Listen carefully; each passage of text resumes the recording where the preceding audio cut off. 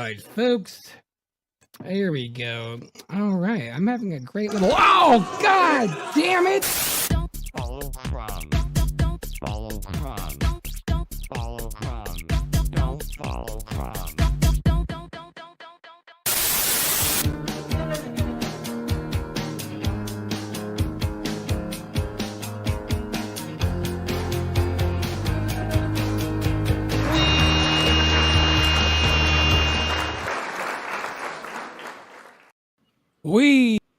We are live. What up? All right, you guys, we got Marty Leeds in the house today. Another fellow musician, flat earther. I'm not sure if you call yourself that. Yes, very You much. know, sometimes people like to say, "Hey, you know, I'm more of a realm guy," or like, you've been there since day one. And let's be face it, anybody that doesn't say they're a flat earther, they're just on their way. You know, they're working on it. Um, but you're one of the names, dude, that when I first looked into flat earth, like you were already like very established. Like in your name was like floating around a lot. I remember, flat earth, the litmus test was basically like one of like a few videos even available that I thought were shareable to any of my normal friends as far as palatable. But like, that's innovative for me to, like, for you to come up with something at that time and to have like the kind of balls to just put that kind of content out there. So that shows a lot of integrity with you, man. And being a musician, and I've watched you play guitar, like you're playing on like a whole high level. And I see a common thread of a lot of people, in the truth community can, at the very least, slap a funky bass. Almost all of them, you know? And so, hey, man, it's just really cool to have you on here because, it's been like a dream come true for me, like just kind of putting my energy towards this community or just this truth of flat earth. And I never thought I would be like, talking to all these people that helped to wake me up. It's really an honor. So welcome to the show. Welcome to the Gravy Brunch. Thanks, man. Thanks for having me. I appreciate it. And thanks for the nice intro. For sure, man. I think I remember hearing about you were at a conference and then you met your wife or your girlfriend and like were just gone for a while, right? You had like there was like a rumor about that. That you guys eloped quick and were like, "Oh, you're a flat earther, you're a flat earther. Oh, hell yeah." Is like I remember hearing something like that a while back. Is there any truth to that? No. I met my wife at a conference, but it was I was basically still on the globe at the time. It was an astrology conference in Hawaii. And then when she came to live with me, that's at that point I had already come to flat earth and I told her about it. She thought I was joking. And then she came to stay with me for a month to see if we were gonna, if this was gonna work or not. And it did. Spoiler alert, but and then I dropped it on her there. It was like, oh yeah, no, I actually believe the earth is flat. She's like, wait, what? Like she thought it was a joke. But then, I showed her enough stuff and she has a discerning enough mind where she's like, oh, okay, yeah, So yeah. Well, that's huge, especially what was that, like 2017-ish? I think 2015 was actually when I started becoming a flat earther, but I don't think I released the documentary or that Flat Earth Ultimate Litmus Test till early 2016. Because it ended up taking me several months to put it together, as well as, I was just busy with other stuff. So, but I got a lot of shit I remember early on because I didn't come out right away as a flat earther. And even though I just didn't say anything because I knew it was so controversial. I was like, well, if I'm going to say something, I'm going to like really say something. You know what I mean? Like I'm going to put my money where my mouth is. And that's why I ended up putting that piece together. So, which has been seen by like millions of people now. It's been around the block. So, and it's cool. Like Stephen Carpenter of Deftones, like he became a flat earther because of it. I know there's our friend became a flat earther because of it. It's like, which is cool. I'm glad I can warp the minds of the Ute. Yeah, it's a good feeling, right? To know that like you're putting energy to something that actually is helpful, and something like that. I think this community there might be a few people that might be egotistical, but in the long run, like really downplay like the impact. In my opinion, I feel like most people are overly humble. When you really think about what you're doing, what you're reversing. You're reversing every praised, historic, icon and during the Enlightenment, and you're like, here, check out this video. And and you're like, holy shit, this guy's right. Like you're just like, yeah, Galileo, Newton, Amory, and there's this like the hubris.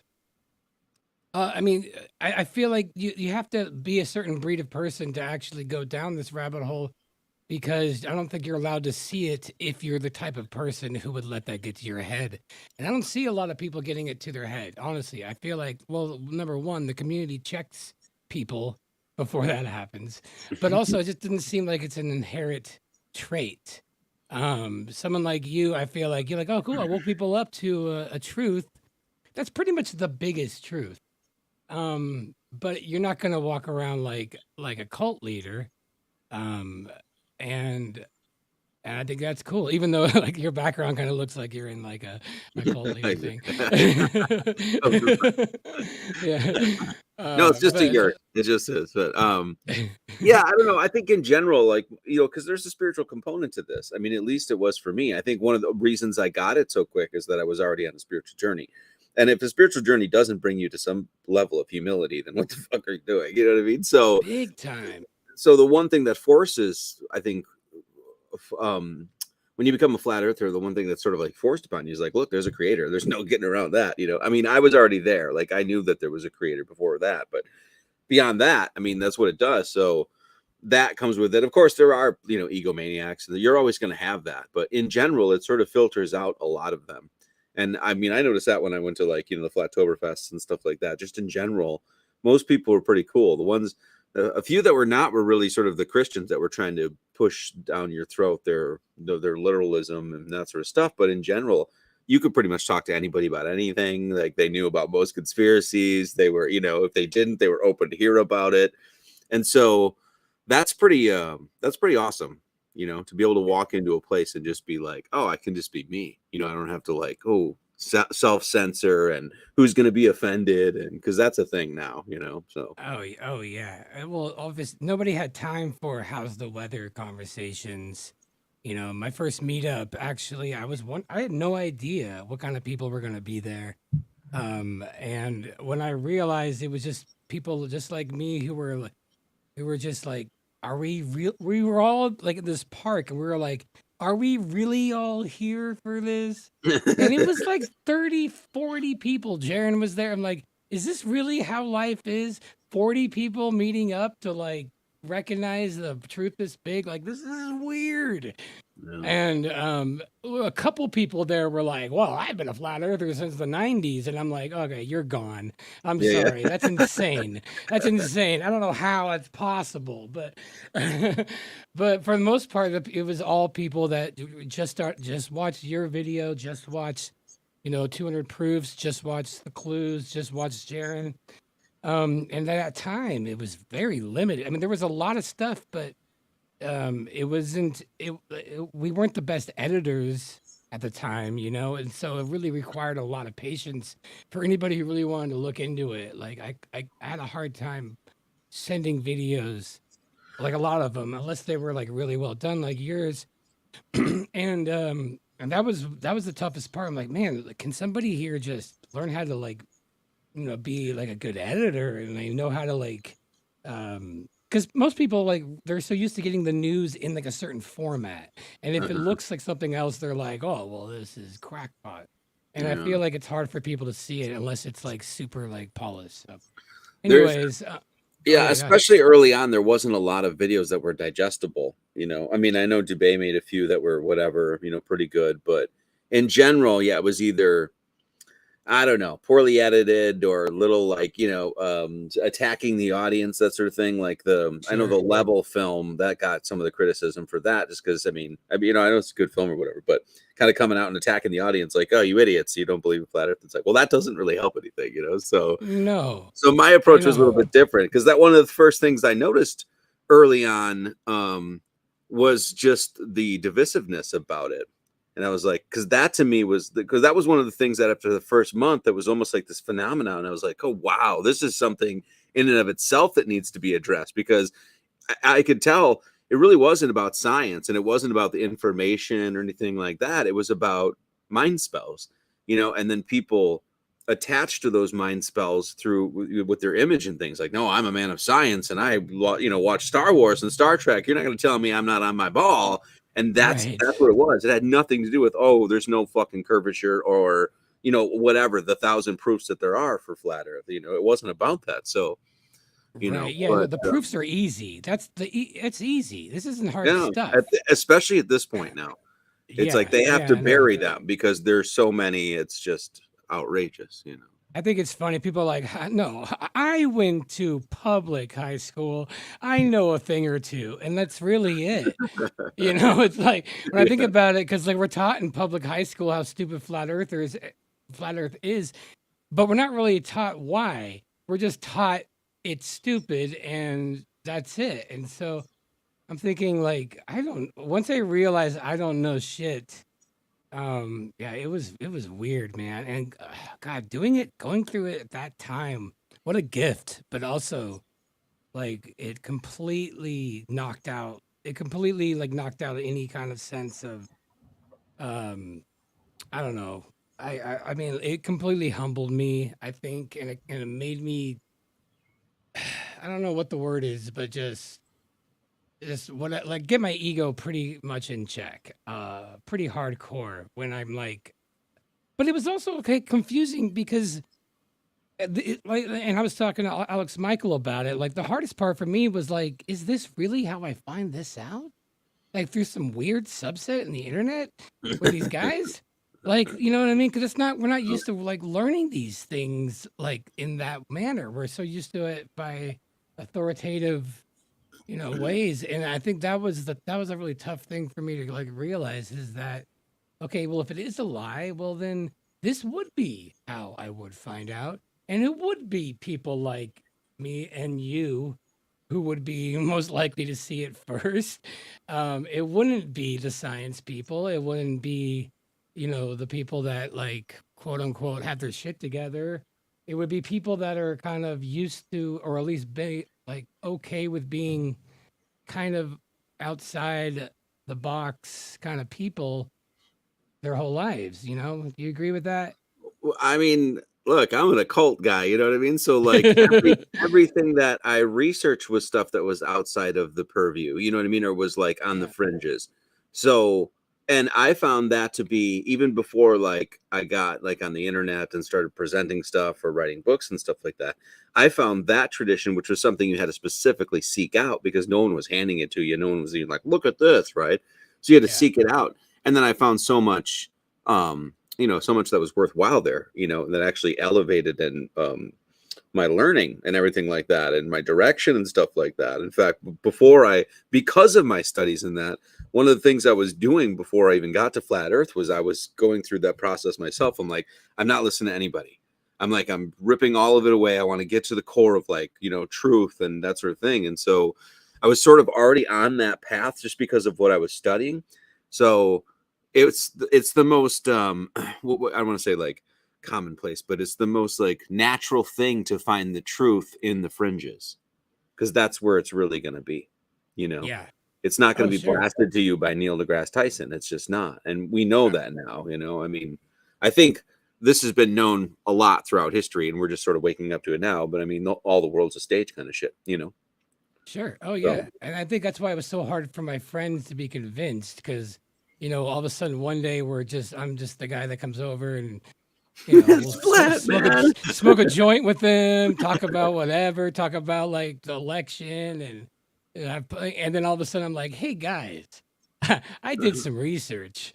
Take it from Internet. me, like, and I'm just like I'm the guitar guy. I'm the goofy guy who just hangs out. So obviously, and the worst part is I know this. Like I knew how I was coming off. It was like, and I'm like, I probably should have known better, but it was just too hard. And that's one of the things I like to talk about as a common thread in this channel is waking when you wake up, like how to do damage control with your relationships and get your intentions set before you bring it up.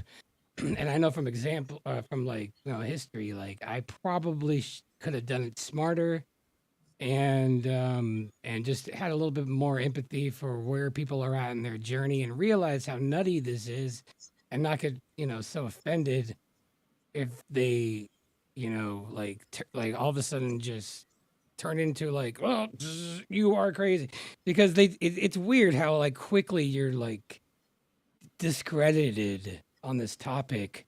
Like it doesn't matter how long you've been friends with somebody or what you've been with anybody. All of a sudden, your credibility, at least in 2015, not so much anymore, but like at the time, it was very, very scary to do that. So, I did you think, have any of that happen? yeah, I think pretty much everybody goes through that where it's like you have to like reassess your relationships and all of that sort of stuff. And so, yeah, there was a few of them. I would say like I would say like my longtime best friend that it ended pretty poorly because, and I um, was, as you were saying, like empathetic enough to where he was, because you realize that these people are under mind spells. But when the COVID thing hit and I'm just watching him wear the mask and tell everybody they got to get the thing and do the stuff, while my world is like falling apart around me, you know what I mean? Like, I'm like, it felt like, especially for the longtime friendships, it felt like I'd found out that I'd just been cheated on for 20 years. That's what it felt like,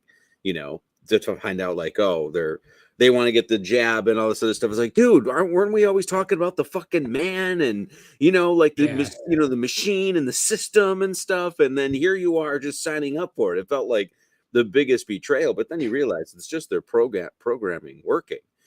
And so that, right. I would say that was probably a huge lesson for me because of just, trying to be empathetic and being like, okay, well, not everybody's there. But at the same time, you know, um, there's not a lot of places that those friendships can go.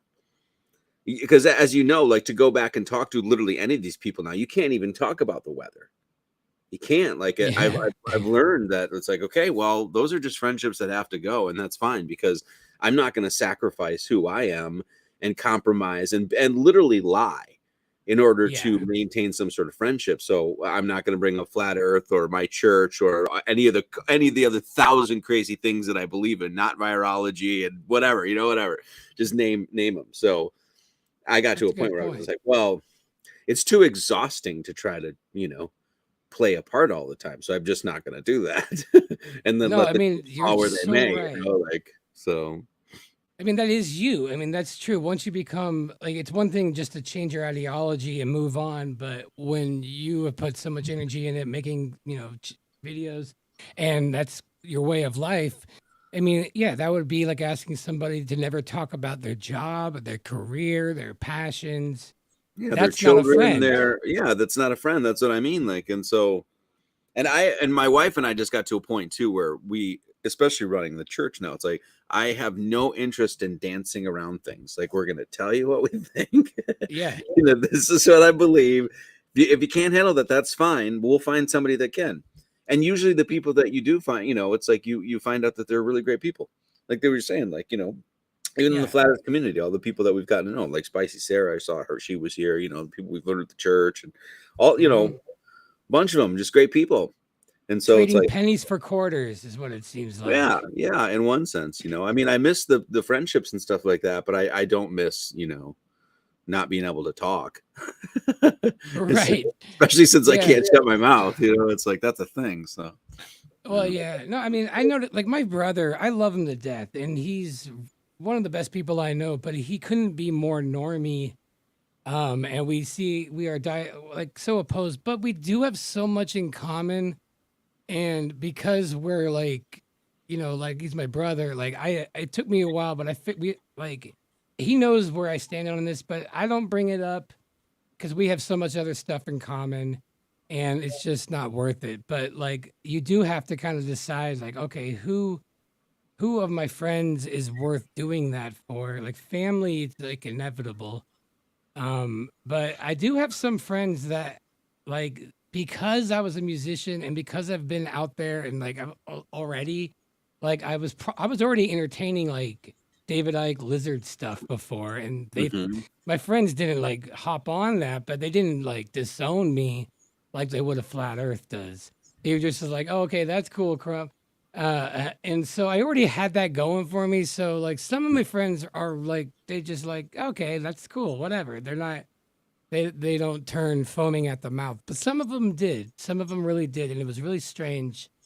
And I probably, yeah, and those really, that really was, you know, no pun intended here, but the litmus test of like, you know, who your friends are, I Well, guess. the what I found though is it was crazy because like I would necessarily not have a problem hanging out with people as long as they were cool with everything, and you know, you just find other things to talk about. That's fine. But I do know that there was a lot of people and a lot of situations where I was cool as a cucumber. They loved me. I was totally fine until they found out about this, and then Yeah, after that, it was and flat Earth was a big one. You know, I mean, I found that out with the whole virus vaccination virology thing. I found out that really quick about. I was like, oh, it's totally fine that he's into all these weird things, at least to them, you know, as far as the normie is concerned, conspiracies and beliefs and stuff like that. But when it comes to this one, and then it's literally total rejection. You know, just like they don't want anything to do with you, that sort of thing. That can yeah. actually be pretty freaking hurtful too. You know, like because I've Oh no, seen the enough of that where psychological. it's like There's no I guess books you on how deal to with that, handle but this. There's no yeah, there's support nothing. groups. No, no, You no, can't no. talk to your therapist about Yeah, it you. because they're just going to be like, "Oh, you're a crazy person." Yeah, Like, they're how do gonna you talk have to a? therapy. Yeah, there's no. I know, and that's the problem I've had is like, well, every other issue you can find like multiple books and you know specialists online how to deal with this, how to deal with that. If you talk to a professional about, you know, hey, I'm having a hard time because I found out the world is flat because it is, and people are having a problem with that. What's your therapist going to say? Okay, right. We're going to just, you know, we're going to just mark up your medication a little bit more here. And, you know, like they're not, that's just going to make it worse.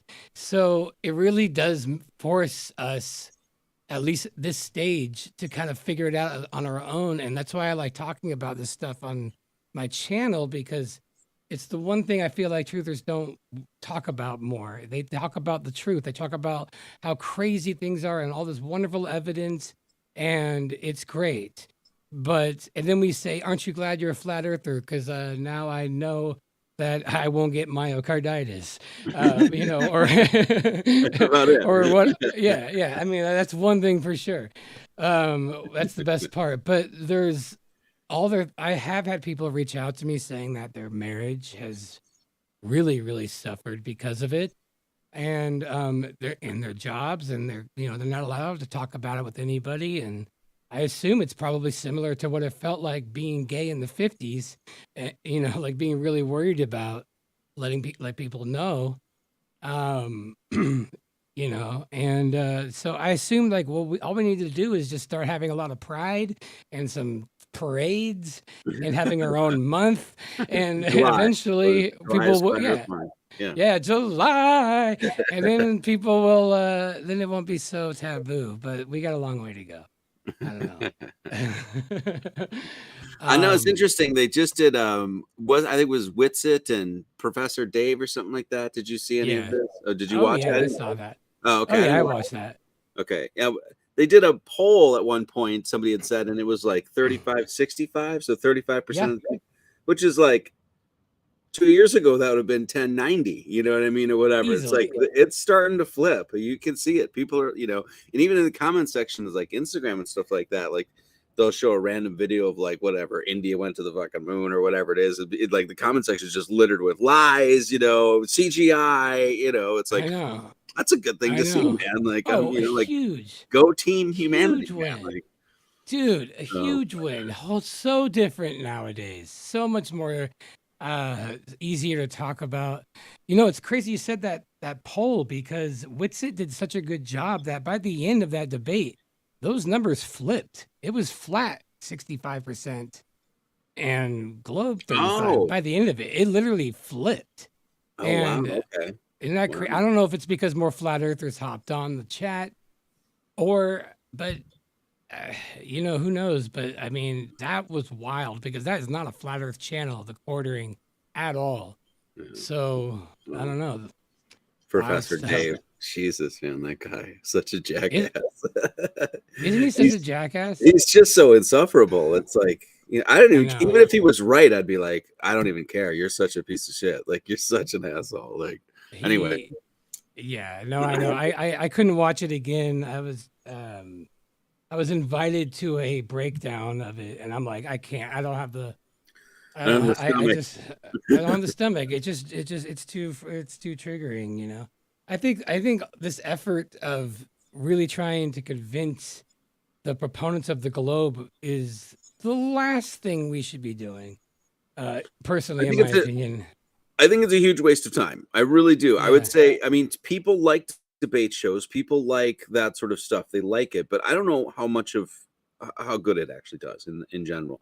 Like a lot of, say, I've seen a lot of like, because they do this on like what modern day debate and that sort of stuff, and even like the Crucible, they'll debate all sorts of things. And usually, what happens is you get teams that show up and it's like, they're just rooting for their team, as opposed to like, isn't a Yeah. debate supposed to get to the bottom of things and actually find out what's true, what's like, shouldn't that be? It's not, though. It never is.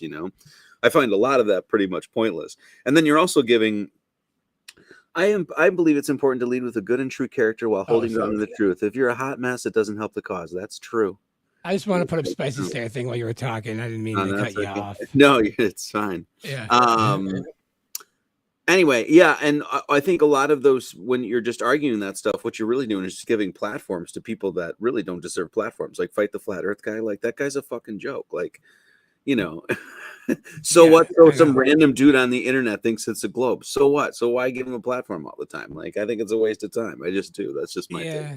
The only thing I think it's beneficial is it helps flat earthers fine tune their arguments when they're dealing on a personal life because That's true. like you'll so it is kind of but I'm past that. I've done my homework. I and to be honest, like the whole idea of waking people up who don't want to hear it sounds like such a nightmare at this point. And I just tell people don't look into it.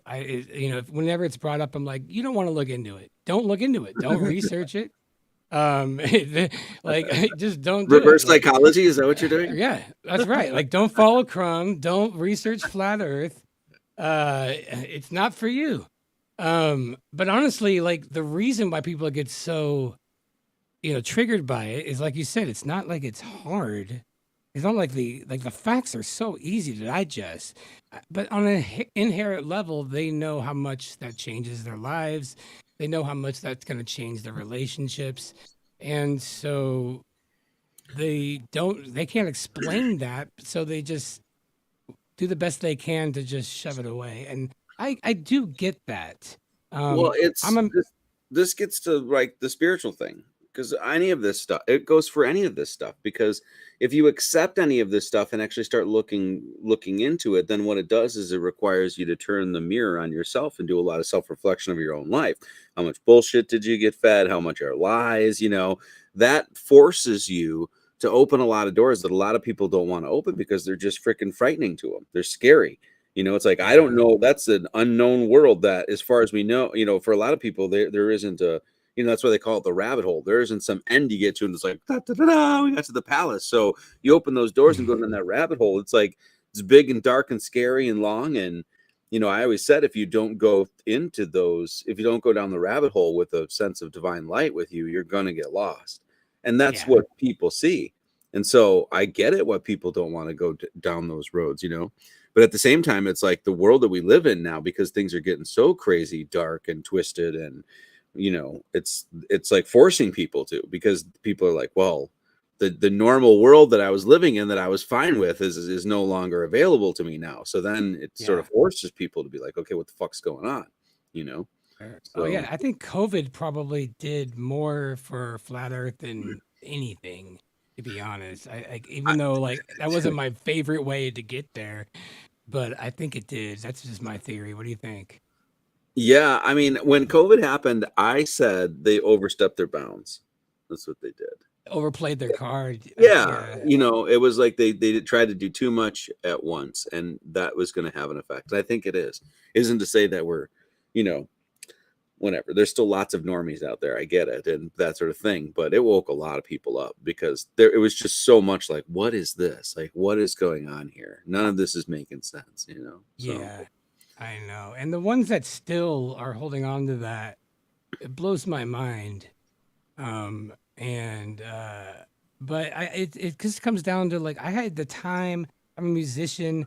I would gig at night. I had weekend gigs, and I taught. I had my own schedule.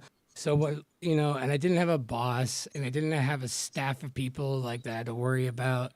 And I know that that's a luxury that I think really helped me, and I could see why it would be harder for a lot of normies who have stressful jobs, like lawyers, doctors, things where their reputation like really would factor in how to like, provide for their kids.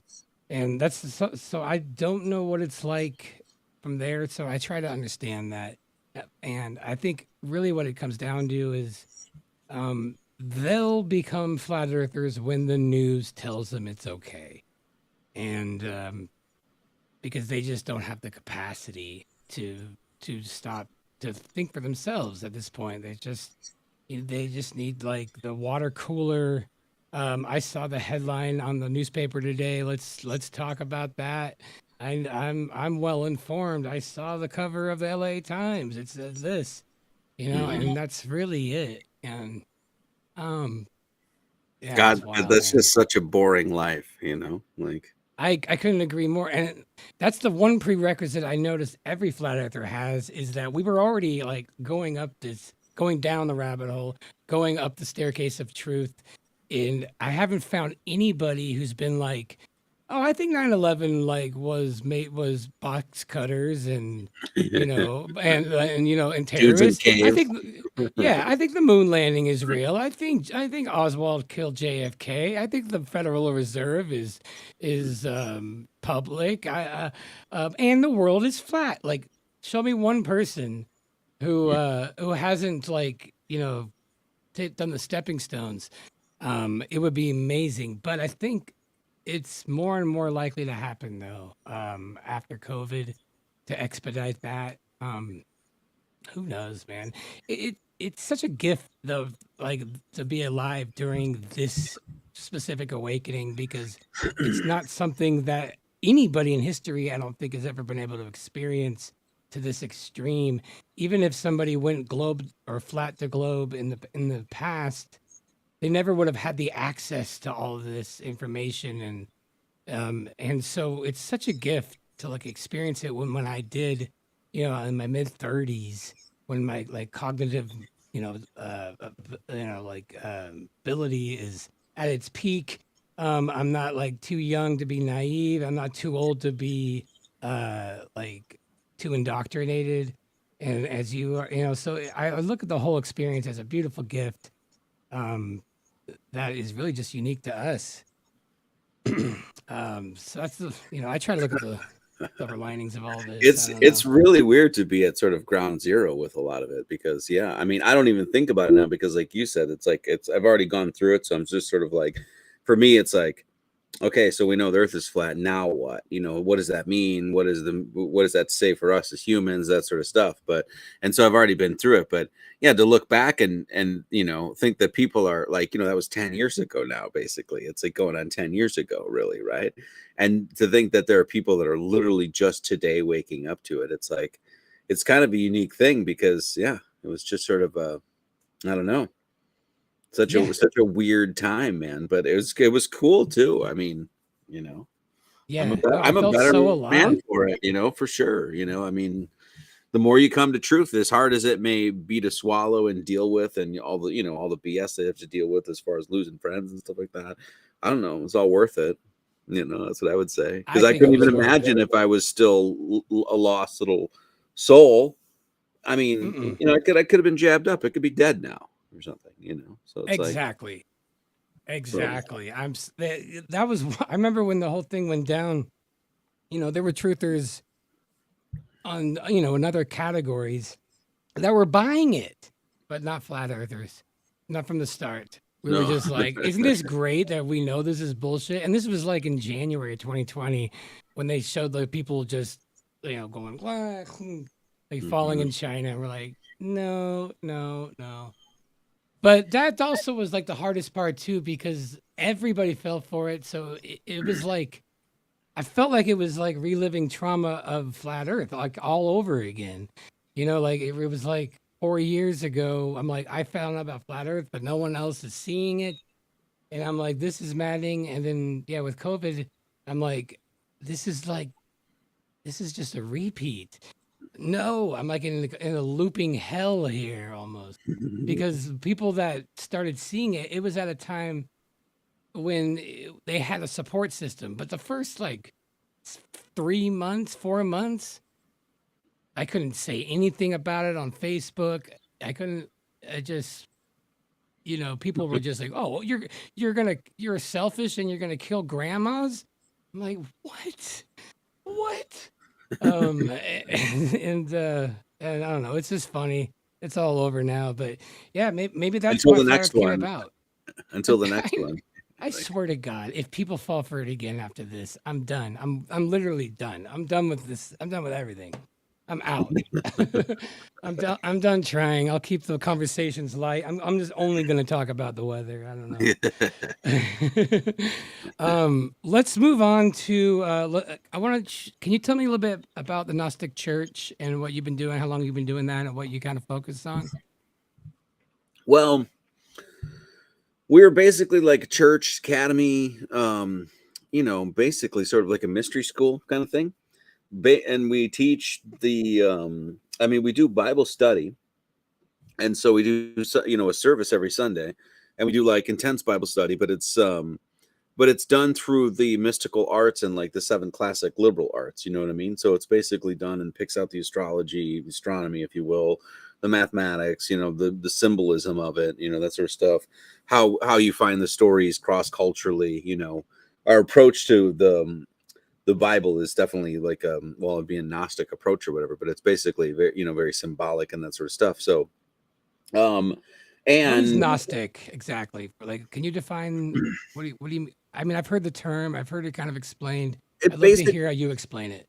it basically just we actually have a tenets of the order that's coming out hopefully in the next like week or two. Actually, I finished it, so I got to upload it. But that we describe basically what Gnosticism is. But basically, it's just knowledge of spiritual mysteries. That's essentially all it is. So you're just seeking understanding, knowledge of the mysteries of life, and of course spirituality, which means your relationship to God, that sort of thing. So gnosis is just knowledge. That's all it is. And so ultimately it's like knowledge of like what God wants of us, his will, that sort of stuff. So a lot of things get misconstrued with gnosis, but it's basically like the wisdom tradition that has been with every sort of great civilization since the very beginning. And that's how it's literally defined. I see. So in So other words, like, agnostic would be like, I don't know anything. So that yeah, makes sense. in So this sort of sense, against knowledge, yeah, just like I gotcha. atheist would be like in this sort of sense anti-God or whatever, right?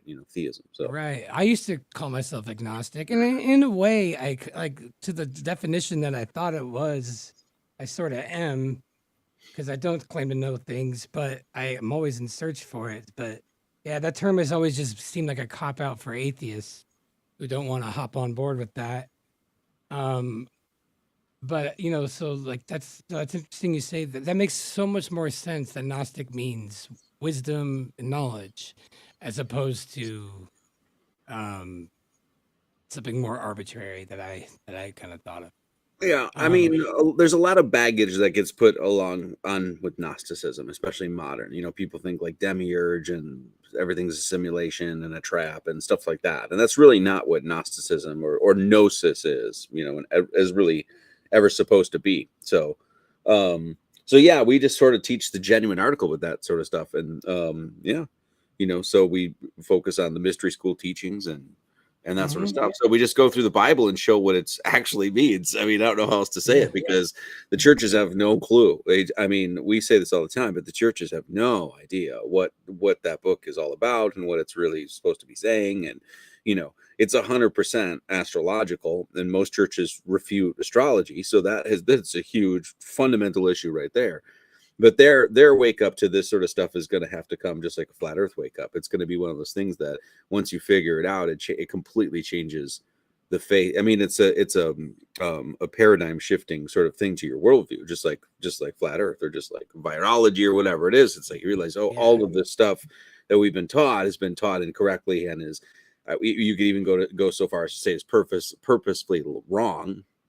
And then once you find out what it's all about, it's just like then the whole thing opens up to you. Then you're like, oh, this is what this means, and I can actually understand the stories. Then I can see that it actually has a really deep meaning in your life, that sort of thing.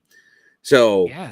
that's what we do, and we do that with textbooks and documentaries and books and that sort of stuff. So and I love it's that. become a full-time thing too. So I love that you talk about astrology in it. I got really into astrology during the pandemic. My now girlfriend, she is really into it, but she wasn't a flat earther, but she was after I, did my spiel. And it wasn't that hard. But and that's why we're together and all that. But she showed me, astrology, and she would say, Venus is this and your Venus and your Mars is this, and I'm like, yeah, but why? And I kept asking, like, how do people know this? Like very like specific logical questions, not like interpretations, like most astrology is. And I kind of started looking at it. I'm like, oh wow, our natal charts are literally a a view above of it's a map. And then I got really into it, and I'm like, wow, there is so much parallel with flat earth and astrology. And that's something Eric here, he wants to know what you see happening in astrology from flat earth. And I honestly am blown away that more astrologers haven't hopped onto it by now, because like when I know so that's what much about the astrology world is. because of that. I Yeah, know. it's geocentrism. I mean, when you do I mean, I'm not an astrologer in that sort of sense where I don't like read charts and things like that. That I don't really do that aspect. I do more of the symbology and that sort of stuff. But Sure. if you look at a chart, so it's geocentric. Like that's how the whole thing is set up. So Yeah. the idea that there's modern astrologers that because most of them have not come to flat earth because most of these astrologers, even though they might do a decent reading or something like that, they'll lose their audience if they come onto the flat earth because a lot of them are whatever younger or older new agey sort of women that are like they're just not there and they're not going Yeah. to do it. They'll lose a And they're not patron. going to be able to answer like the questions everybody has too, because they're so much more ethereal in their explanations. So Mhm. it's like they're going to be like, well, how does this work? How does this work? It's like that's not really an astrologer's kind of field right now, and you're totally right. But when you, when I got into astrology like early on because I was like hyper analytic and hyper critical, you know what I mean, like that's just sort of how my brain works. So the first thing that you'll come to is just like, well, why is this important? I mean, it's not like there's a lion up there, it's not like that's a crab, you know what I mean? So there's these questions and then you say it's like, well, look, obviously this was just something that was made up, right? Well, yes, that might be true, but it was made up for a reason. It's a system that would have been created for a reason. Just like you could say, oh, somebody just made up the letter B. It's not like the letter B actually exists within creation, yet we use it right. as a symbol all the time to, literally, speak the world to one another and explain the world to one another, that share all, all this sort of thing. So when you realize that whoever set up the zodiac and has been around for, since great antiquity is all we know, it's been around a long freaking time. This was a masterful decoding of our creation, like they set this up for a reason because it is a high symbolic science. It really is. And so, Do you yeah, agree with all the like like how Jupiter is expansion and luck and Saturn being restrictions and karma and Mars being passion and drive and Venus yeah, being aesthetics, like all that stuff? Do you agree with how that's interpreted? yes, and there's reasons for that too. Like it's Yeah. not like that. I mean, when you start getting into that, and even mathematical ones, like you could say that Venus is a planet of beauty, right? Like most Hmm. people would say love, beauty. Well, if you look at the path of the sun, which is 365, and the path of Venus is 225, the difference between those is phi. It's 1.618. So you have this mathematical ratio that's found all over. You know what I mean? It's in plants and animals and inanimate objects, and you're based on this ratio of phi. And so you see this between Interesting. two heavenly bodies up there. So then you say, well, why is the sun or why is Venus considered this planet of beauty? Well, it's literally giving you the ratio in which natural beauty is done. That's basically how it's sort of like constructed. Like when you see something beautiful like the head of a flower, the reason it has beauty is because it's following essentially a mathematical archetype, and you can find that in you know Interesting. like Interesting. let me give you another example too with like Yeah. Saturn, because Saturn, you have this notion of the Saturn return, right? And Saturn is basically Right. for in general, related to Chronos and time and that sort of stuff. Well, you seem to go through these natural cycles, and it's about 29 and a half years. And every about 29 and a half years, it's called your Saturn return. And that's usually when bigger things start happening in your life. And it did for me. In fact, Me when too. yeah. And a lot of you'll I hear was this. homeless and living in a van, like by the time I was 29 and a half. I went through a hard lesson there. Yeah. And When it my was like, yeah. What's when that? my wife met the woman that ended up marrying us, she got her astrology reading from this woman, and they didn't know this, and they sat down and they did her first chart on her Saturn return day.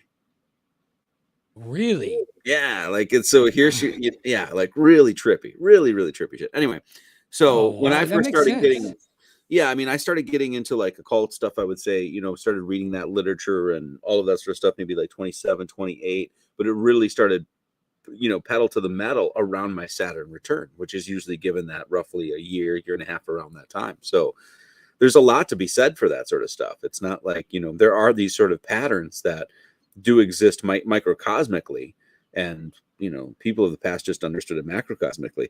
And then once now we see, and it really is the tradition that I follow or whatever, there's been saying this for fucking ever, but it's like the Bible is astrotheological. It's just astrology. And so if you're going to really want to understand, if you want to understand what's really going on there, and you don't understand astrology, you're not going to understand shit. It's Yeah. just that simple. And that's why the churches don't. That's why the churches can't go in and give you a detailed explanation of what Ezekiel's wheels are, or chapter 4 of Revelation or whatever. They just can't do it because they don't have that connection. So Wheels in the sky keep on turning. Yeah, yeah, Ezekiel's I wheel. mean, there it is, Yeah. man. Yeah, Yeah. it's like so yeah, which just Yeah. goes to That's show you how much our world has been run by a magic show, witchcraft, wizardry, for sure. everything, literally You know, everything. I was honestly on the atheist side before flat Earth, and astrology seemed ridiculous because I'm thinking, how the hell can some red stupid ball 80 million miles away have anything to do with me and all this stuff? And with astrology, I never never made any sense to me at all because of that. And I'm just so glad I looked into flat Earth when I did, because it brought me so much closer to a creator. And with astrology, it makes so much more sense. And when there's an app where it shows where all the planets were when I was born, and I look at my natal chart, and if you just put them on top of each other, it's exactly where everything is.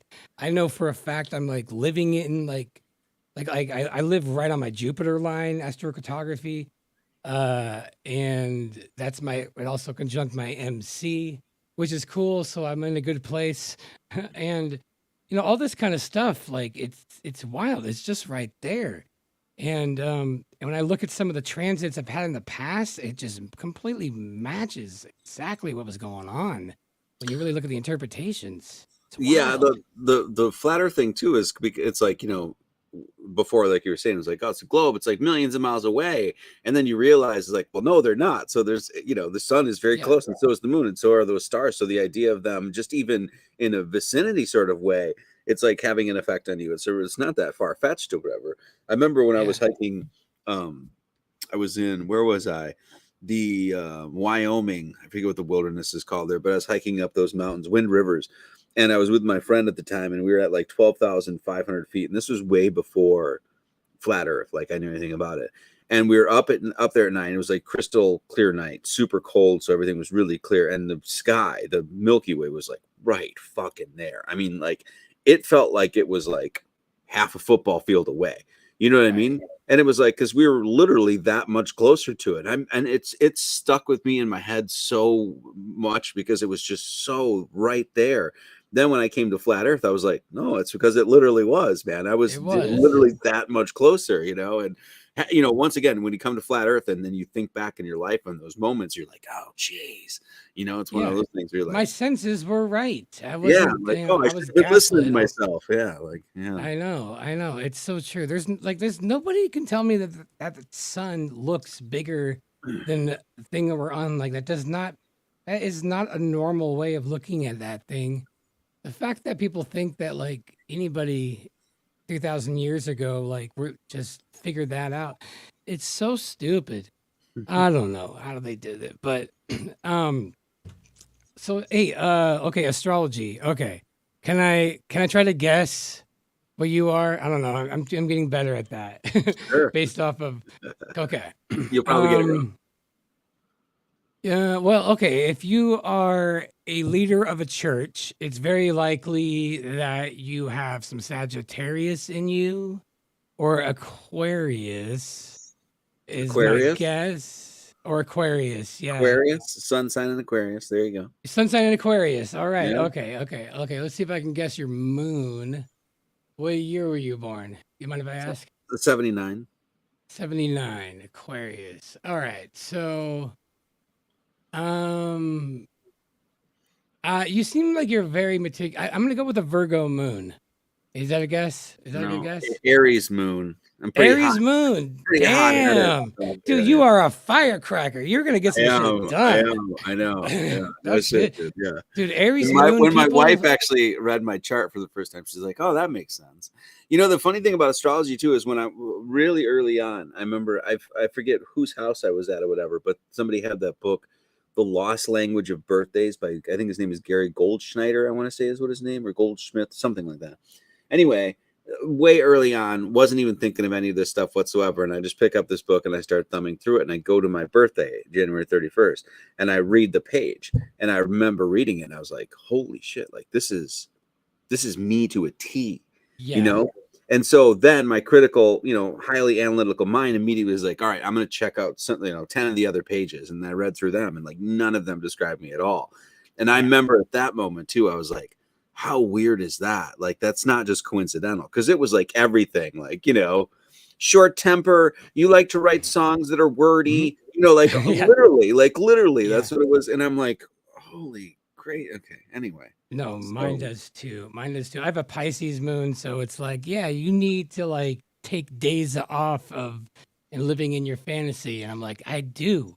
I totally need to do that shit. It's like and I have like a Pisces Mars too, so it's just to a science it says you need like rest, and then you can. And I'm like, yeah, thank you, astrology, for understanding me. Damn, this is so cool. Now let me ask you this. I honestly identify mostly, and this probably goes against the grain, but I identify more with my tropical chart with either equal sign or Placidus. I've looked at my sidereal and I just don't think it makes as much sense, but I don't know. What are your thoughts on that? As far as like reading charts are concerned, I think you should go with tropical. That's my Yeah. take. And there's reasons for that, because people say, well, it's like, oh, well, no, you should be looking at exactly what's in the sky and that sort of stuff. But our friend Bonnie really sort of explained this to us, and that like it is the zodiac is literally a system. I mean, it's like it's a built system, and it's not. The zodiac is really the story of the sun on Earth. It's not necessarily meant to be specifically directed to the stars that you see in the sky. It's literally the story of the sun as it traverses 365 days on Earth. And so the fact that those zodiac signs are exactly where they are and always been that way, that's just how it works. And so she explained, and I actually talked about this in a video that we did, the alchemical view of astrology or something like that, where we sort of went over this. But there's been this sort of argument of sidereal and tropical, and I'm just like, well, I think they're actually two different systems, So, so yeah. Anyway, So okay, well, I've noticed in the flat Earth community that it seems like the Vedic and the sidereal is the truth one, and so people like to tell me that the tropical is like the normie bullshit one, and so I'm glad to hear you say that, because when I I look at it, I'm like, I think the tropical one's down, like got me to a T. I don't know. Yeah, I mean, that's how I understand it anyway. So it's like I think people are not understanding that it's literally the tropical zodiac as you record it, and that sort of stuff is literally the story of the sun on the Earth. That's really what it is. Gotcha. So So it's not really taking into effect like the stars. It's more of just like actually how the sun moved. yeah, You're like saying? in fact, our friend Bonnie said like it really shouldn't even be called astrology. It should be called like sunology or something like that, because Interesting. those houses are actually, yes, they're named after the constellations, but they're not meant to be related directly to those constellations at that time, that sort of thing. It is literally a system that's brought down. The whole idea too is that the sun, the sun as it courses through the year has its own qualities, that sort of thing. And that's why astrology is actually legitimate, just like the spring has a different quality than fall, or fall has different quality. And so Yeah. when that quality is just just like in a bottle of wine that you put on the shelf and let age, whatever, has certain qualities of the year that you pick those grapes and that you fermented it and things like that, just like the human being does. So that's essentially what astrology is really all about, in my opinion. So, Sure. but that said, I look at it in a billion different ways other than just reading charts. Like that's one thing that I don't really do. So I look at it as for its it's a symbolic system. It's a system. I mean, there's so much going on there. It tells the story of the creation of the world. It tells the story of human birth. It tells there's a lot going on there. So Yeah. Um. Well, I'm trying to get like, I don't know if you're willing to disclose this. I don't ever really care. My ascendant is Aquarius. Um. And I also noticed a lot of flat earthers are Aquarius. Actually, I hung out with Spicy Sarah. We went to Maine. We had a fun little time. Hung out with Alex Laurie and a bunch of people, and we were all asking our birthdays. And you said January 31st, and I'm like I'm January 18th, and there were a few people like we were like January 18th up. Like it was just all of us except for Sarah. I think she was a Scorpio. But like it's amazing how many people are Aquarius in the truth community, and that alone I think is proof alone, because that's exactly what Aquarians would be. well, yeah, Um, kind of feisty and not, no issue of like going against the grain, and yeah, autodidactic a lot. There's a lot of that. Those are like sort of Aquarian traits. I'm thinking. sure, yeah. Their fight So is like more like for humanity, not for like on the individual level. They're more like they're the ones with the like the picket fence or the picket lines. They're the ones that, doing the doing like the activism. Um, give, that's one anyway. thing about astrology too, is that like when I started getting into it, and then I found out people have personality types because of their that are based on their astrology science, stuff like that. Then I looked back at like a bunch of the friends that I really got along with, and a good portion of them were Aquarius. Like I Right. remember like, oh, it's like no wonder we got along. It was like we're of the same stock, if you will, kind of thing. No, So I look at like, yeah, most of my Aries Sun friends are like they all like are bodybuilders, or like they love extreme sports. I'm like, oh, that makes sense. And then all my Taurus friends like, are really kind of material. Like they have nice things. It might be a little overweight. I'm like, oh, that makes sense.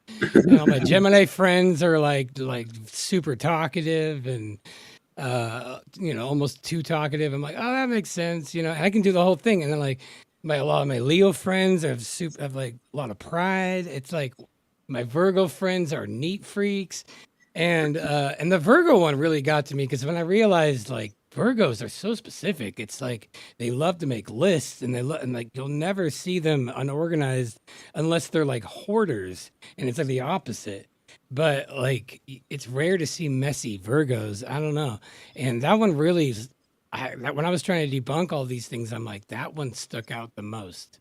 My grandma was a Virgo. She would like write lists all the time. It was crazy. Like, man, this is wild. But who knows? It could just be, I don't know. It seems like it's gone beyond the point of just coincidental.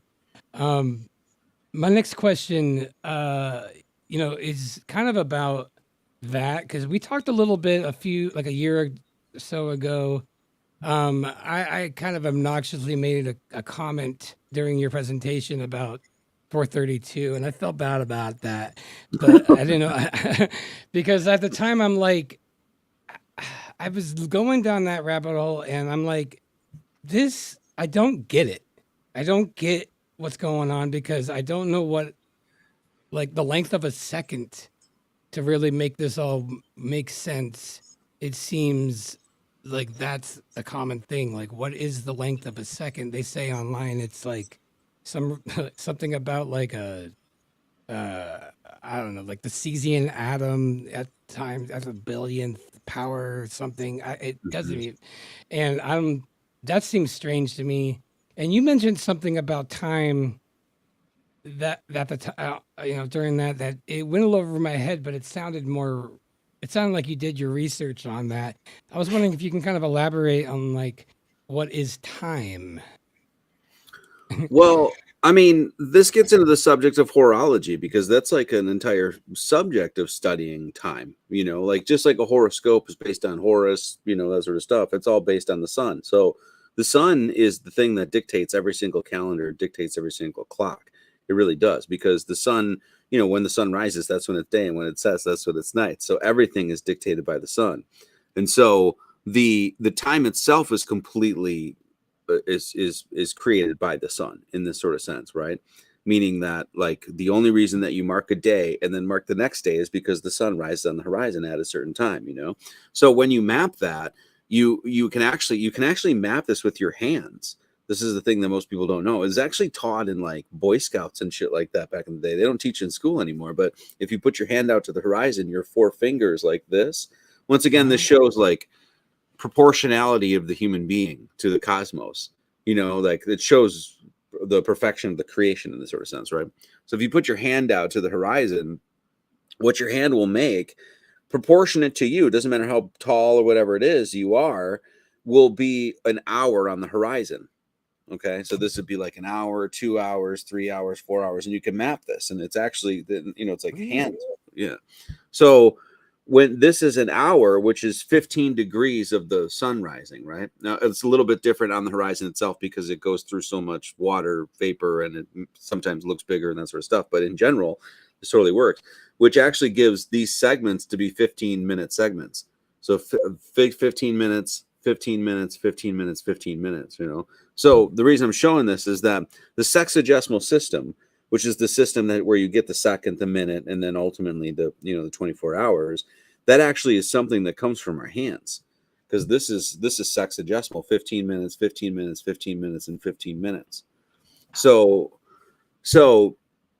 the question becomes like, oh, well, why are we using everything from like 24 hours in a day or 60 seconds a minute, 60 minutes an hour? And this literally would be a gnosis. This would be like looking at, oh man, know thyself in this sort of sense, like looking at the self and comparing it to the macrocosm and realizing that there's a proportionality there. So they say that the Sumerians or whatever were the first ones to give us the sexagesimal system, but that's bullshit. It's probably been around for who knows how long. And I mean, so in other words, like you can map the hour and the minute right on your hand. And then not only that, they would actually give you the mathematics that you would use to map that right on your hand. You see what I'm saying? So Sorta. So when you So look at, are you talking about like, okay, so this, I put this out and the sun is say like right at the top of my hand yeah, so and the horizon being the bottom of my pinky. so yeah, if I you're would like say this, that, okay. so there's your horizon. When the Uh-huh. sun goes up this part here, that's an hour. So if you did this, that's 2 hours. You did this, it's 3 hours, 4 hours, and you can literally do this on the horizon. Just do it tonight, in fact, if you want. Like go That out, would, and stretch your does arm. it matter where you are in the world? Like, what if you were like in like the North Pole where it stays above, like just barely above the horizon the whole time? Would that still work? It wouldn't matter because it's all based on proportionality to your view, what you can see, and your proportion of the human being. So um so it wouldn't matter. I mean, even if the sun does, like, even if you're a place where the sun doesn't like set, that sort of stuff, right? Like you would still be able Yeah, to go up and see how far up the sun is and what time it would be in day. So um interesting. well, how else do I explain that? I mean, I guess the main point in this is that, like, where we get the second, where we get the minute, where we get the hour are things that could be naturally derived from the creation itself. It doesn't have to be something that we like slap on or graft onto the creation. We can actually extract it, the natural means of, counting it ourselves. Another reason why 24 would be used is it's the number of divisors in 360. So if you look at just the Yeah, natural number 360, it has 24 divisors. So if you were just going to say, hey, I'm going to stick my hands out and I'm going to count how many hand breaths or whatever this sun would go as it curls up and then comes back around, it'd be 24 naturally. That's just what you would come interesting. up with because you're just literally mapping on your hands. So then you look at that and you say, okay, well, what is the base numbers of 360? Well, it's 6 and 60. It's a sexagesimal system, you know. Yeah. And So that's because like 360 is like the lowest number without having to get into decimals um to do like a circle, like, right? Is that's how that works? And that's part of nature, right? Like if I had like if I was just using apples as a 1, 2, 3, 4 kind of a thing, and and making that's a whole number, whole number, whole number. Um, if you were to make you could do it like more degrees in 360, but 360 is the smallest number, right? To have like degrees, and that is there something to that? That's what I was trying to like learn before I came on here. I mean, it's just like naturally, like I said, like the number that you would use. Like, so I mean, look at it this way too. And this would actually get into the 432 discussion a little bit, right? Like, you're taking this period and you want to divide it, right? And they say it's 365.24 or whatever, right? So it's like, even if it's not completely 365, whatever, right? But you're taking this length of time and you want to divide it. Well, you're going to have to use some sort of number that is a divisible number, right? Because Yeah. obviously, it's like, and this is why they use 360. It's like, okay, I can make a cross, then I can put another cross in there. We've just divided it into 8, and then another. We got 12 and 16 and stuff like that. All of those being like divisors of 360. That makes it really easy to divide. So, I see. so like if we were talking like 432, like one of the things that I think people assume is that if you like, oh, tune everything to 432 and make a 440 or whatever, 432, then all of the increments of the notes will be 864, and they'll all be sort of like perfect round whole numbers. And that's not true at all. And so I think a lot of people assume that when it comes to it. But but the question then becomes, well, why using 12? Why are we using 12 notes? Right. Right. Because it's a number that's easily divisible. Because what do you have to do? Well, number one, you have to divide into chords, and you have to that sort of thing. You know what I mean? So it's one of those Sure, things. sure. Well, let's dive into the 432 thing. I But have let me been say okay. this though, Okay. to lead to that. So when you are this is the point. So when you are like mapping the sun, right, with your hands, and you realize that you have this natural, hey, this is a 15-minute segment. That's literally how far it goes in 15 minutes. You know what I mean? That sort of thing. So when you have that, what you have is 86,400 seconds in that day, 60 seconds a minute, 60 minutes an hour, 24 hours in a day. Well, half of that would be 43,200. So it's this root number 432. So Okay. so in the natural like segmentation of time, you have what would be construed, and what you'll find cross-culturally is these numbers that are found in like sacred geometry and used in religions and stuff like that, that show up naturally. 864, 432, 216, which is 6 times 6 times 6, 108. There's 432 Buddha statues on Mount Meru. There's 108, mala beads and all these different, whatever, Taoism, Hinduism, that sort of shit, right? And so then you say like, well, why? Well, one of the places that you'll find these is in the segmentation of time. So 432 being one of those key numbers. That's all I wanted to say. So Yeah, okay. Oh no, that makes sense. Is there any like what if? So I guess the length of a second, because okay, 432 hertz is 432 revolutions per second of a frequency, right? mhm. So if I guess my question is, um, if like the defined length of a second was, is it possible that, I mean, you saying it, we're not just putting a stamp on it, that it's intrinsic with nature, which definitely, is a good argument for 432. Um, Now, so you're saying that like the length of a second, 432 revolutions in this sacred length of a second, has a profound effect sonically. Now, if I was to say like, well, what if a second was just a millisecond less? It would be a different ratio than, I mean, if like if you change the length of a second, then it wouldn't be 432 anymore. It'd be a different note. What would you say to that? Like, is there a reason why the length of a second is sacred? Well, I mean, it'd be sacred because it's literally just created by the sun, right? It's one of those things that would be, in this sort of sense, it would be decreed by God. You know what I mean? Like, and if you Okay. change, because music is dependent on time, obviously, right? That's why we write, music notes on a, scale list or stuff. But if you changed any amount of time, then that would also change your minute. That would also change your hour. That would also change literally the fabric of time itself. You know what I mean? Right. And so Yeah. then you have a whole different discussion as to like what the note would be. So um the 432 discussion I think is pretty interesting in that, like, number one, there's lots of places where 432, just the number itself, shows up, regardless Sure. of any even music, right? Like you can talk about, like, if you just take the number 432, or you take the degree of, I think this is one that I'd mentioned to you. If you just take the degree of phyllotaxis, so these would be two mathematical constants, just universal mathematical constants that are used everywhere, right? Hmm. Literally within nature. The degree of phyllotaxis is a degree in which, like, plants unfold. So a plant will unfold and its leaves will do this, and it'll be a certain degree. And you can go out with your protractor and like measure this shit, and it's usually roughly within a degree, half degree kind of thing, right? Well, if you Hmm. take 137.5, which is literally the base of like the botanical kingdom, multiply it by pi, you get 432.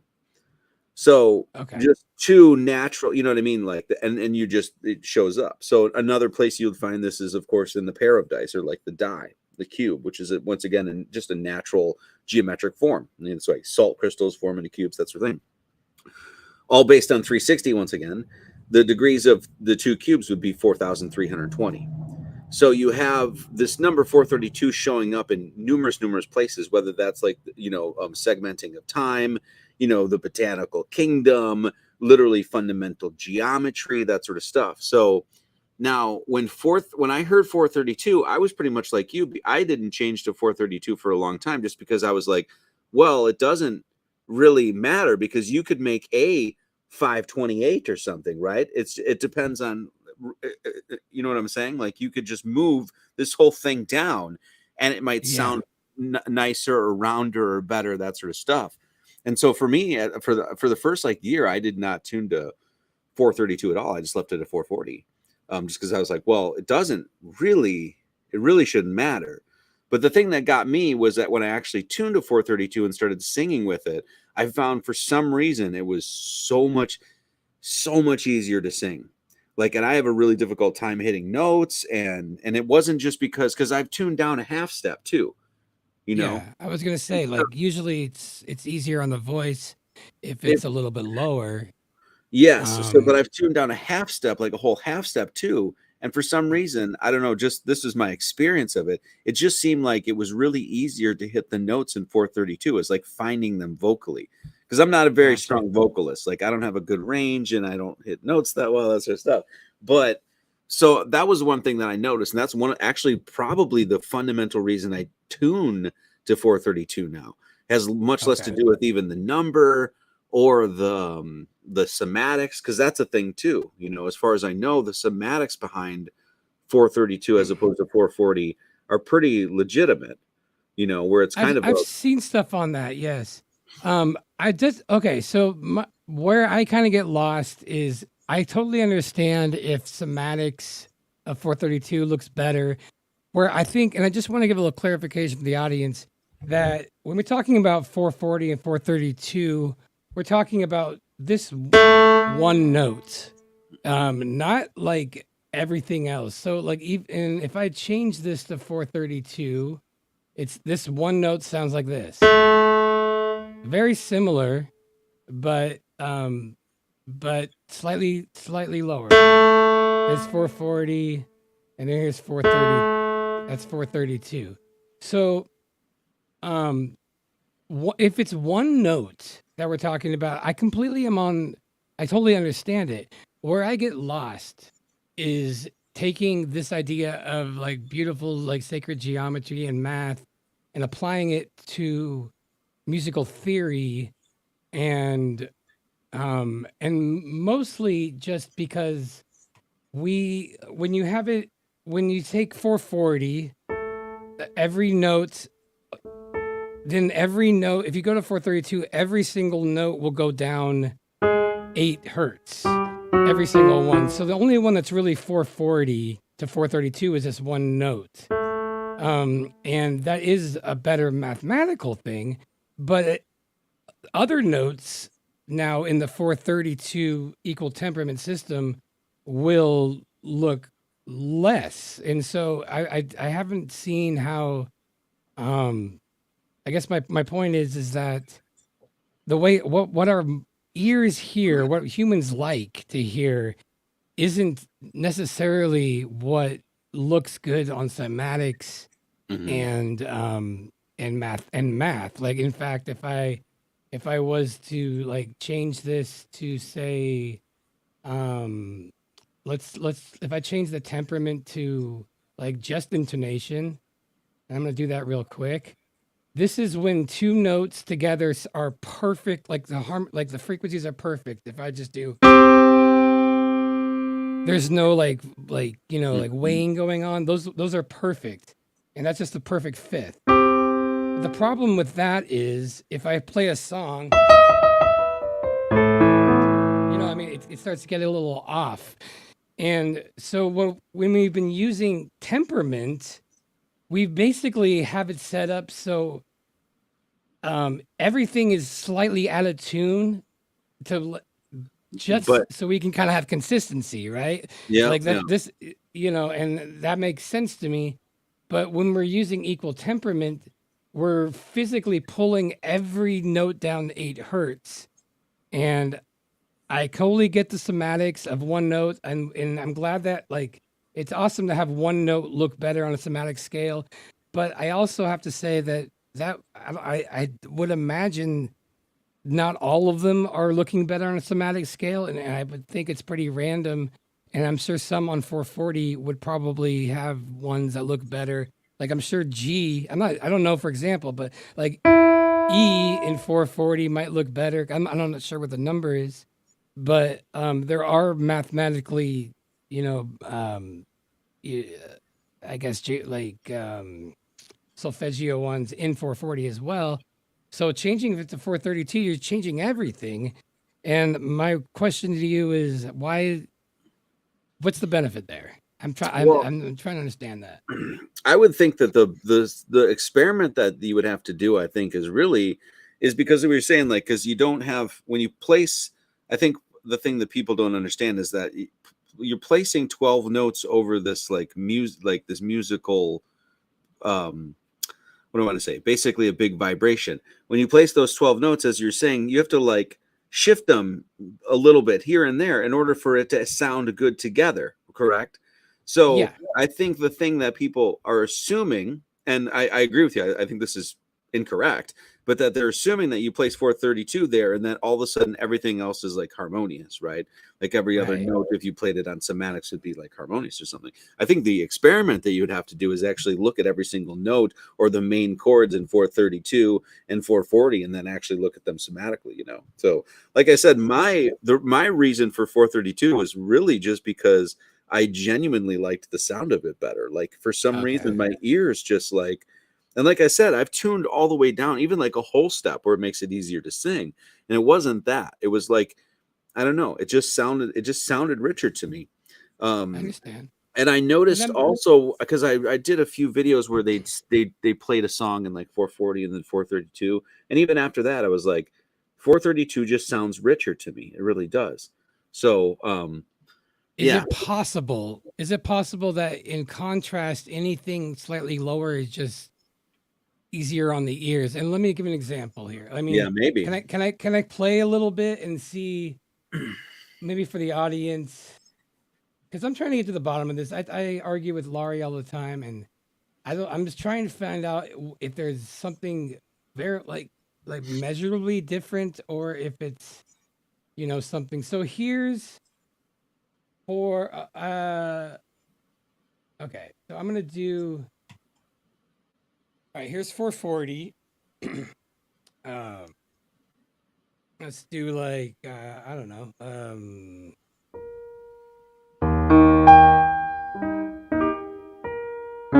Actually, I forgot to play that. But like I haven't played piano in a while.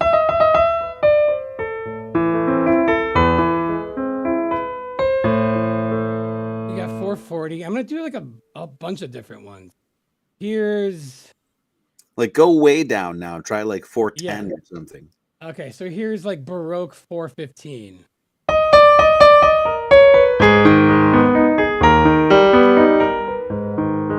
And that was standard back in the day. This was like what they did during Bach's era. And then you get like English pitch pipe, which is like Handel's era.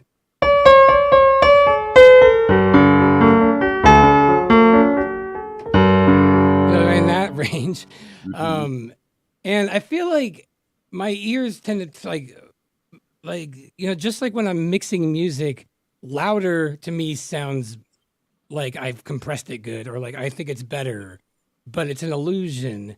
And something about like hearing something slightly lower, like as I went down there, didn't it sound better to me? It sounds better to me just going lower. It's just something in the ears. And I think if I was to say like, if I was to like put 432 as the high one, and let's just say I'm going to do, here's 432.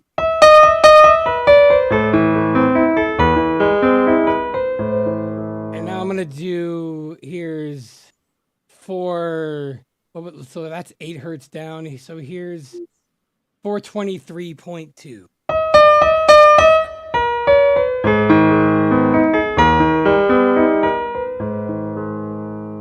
I mean, in your opinion, even though that was not 440 to 432, did 432 sound better, or do you notice a difference? Well, it's kind of hard. I'm also playing worse.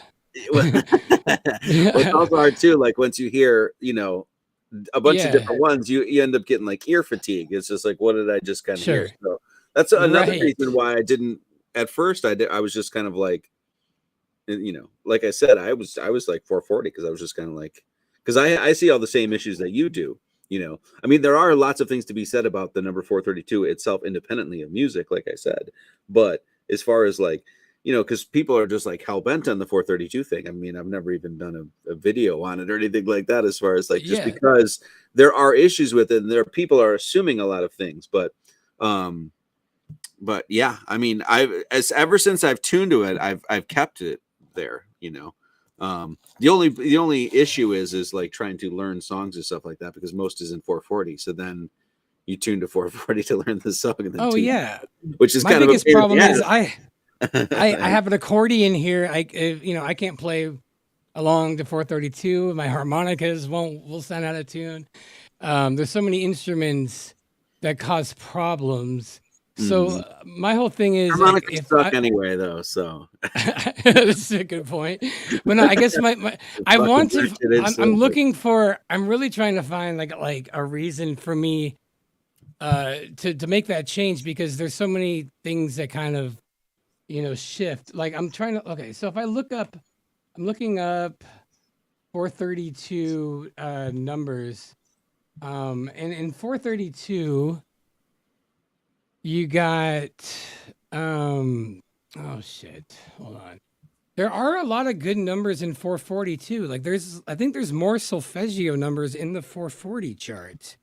Um Let me look it up here. And are you thinking that the solfeggio chart has anything to do with it? Well, is that 528? Is that what solfeggio is? Yeah. And then Yeah, there's like a 9, yeah. Um because let's see. that was the tuning that they used in a lot of the old like cathedrals and things, didn't they? Like when they were singing like Gregorian chants and shit like that, didn't they use that scale? Well, they did, but also they weren't using equal temperament at all, like prior to like 1920. So equal temperament's very new. So regardless of what they were tuning A to, the frequencies all over the board would have been different, because they were probably using Pythagorean, which would change all the frequencies anyway. I mean, yes, that one note would be 432, but that's not the same 432 that would have been 100 years ago. Like, and the reason why equal temperament works is because it's like if you change key, it won't make a difference. But Yeah. you'll see like a lot of like classical songs, they'll be in like C sharp, and I'm like, yeah, what a pain in the ass. But C sharp sounded completely like its own thing back in the Hmm. day. Like it wasn't all equal, so it had like its own vibe. And it just got too confusing in like the 20th century, so they just made equal temperament. Also, string instruments actually are equal temperament, which is why I do think there's something to what you're talking about. But I haven't figured it out yet, because for years they were trying to find what temperament works. And for anybody out there listening, temperament means the distance of frequencies in between each notes. Hmm. Because down here it's like very low numbers, and up here it's high, and the And numbers, on a yeah. piano, isn't there something like three-quarters of the way up where they have to tune the specific note, like almost like a half step down or something? I'm out of my league Y- talking about this right now, but no, well, no, I mean, basically what happens is like if like the lowest note, okay, so they say is 16.35, and then the next octave up you double it, and you keep doubling it essentially. mhm. So that means like the distance between like uh is like 16 hertz, and then the distance between is like 32 hertz, Mhm. and then that's like 64 hertz, and so on. So like the relationship, like it doubles every octave.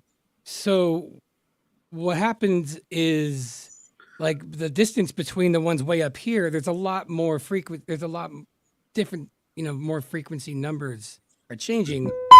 Um, so But so you can't, so without equal temperament, like what will sound in tune here won't sound up tune over here. And there was, so like Pythagorean, for example, if I put it in Pythagorean real quick, this one to me sounds the best.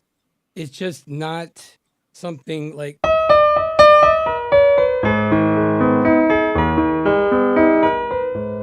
that sounds slightly more in tune to me than, and let me go back to equal temperament. This is what everyone's used to. And still I haven't changed. I'm in 432.2, but I haven't changed what A is. This is just the temperament.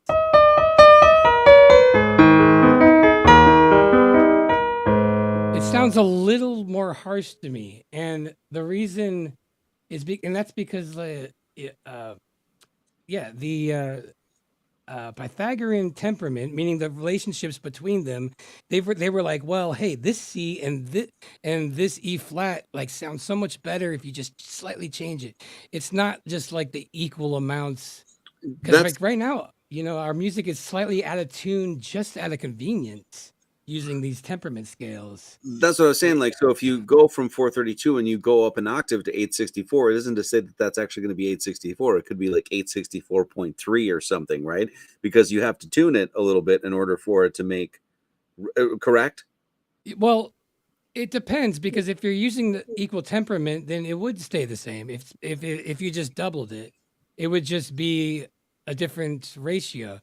But I Mhm. mean, okay, so for example, like if say like this note is say 32, and then this is 48, 64. So and that's just those aren't exact, but in equal temperament, they keep it simple. They just make it so it's the same like distance all around the board. Mhm. But the way our ears hear things is different. It's not necessarily.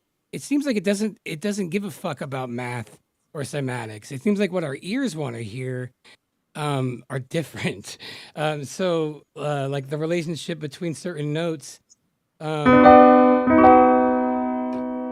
as that equal temperament, and then Pythagorean. And let me just give a couple examples real quick, because I think this is important to recognize that tuning is one thing, but temperament's a whole different thing. That's Pythagorean, major and minor. And then you That got sounds another. good. That sounds better, right? Yeah.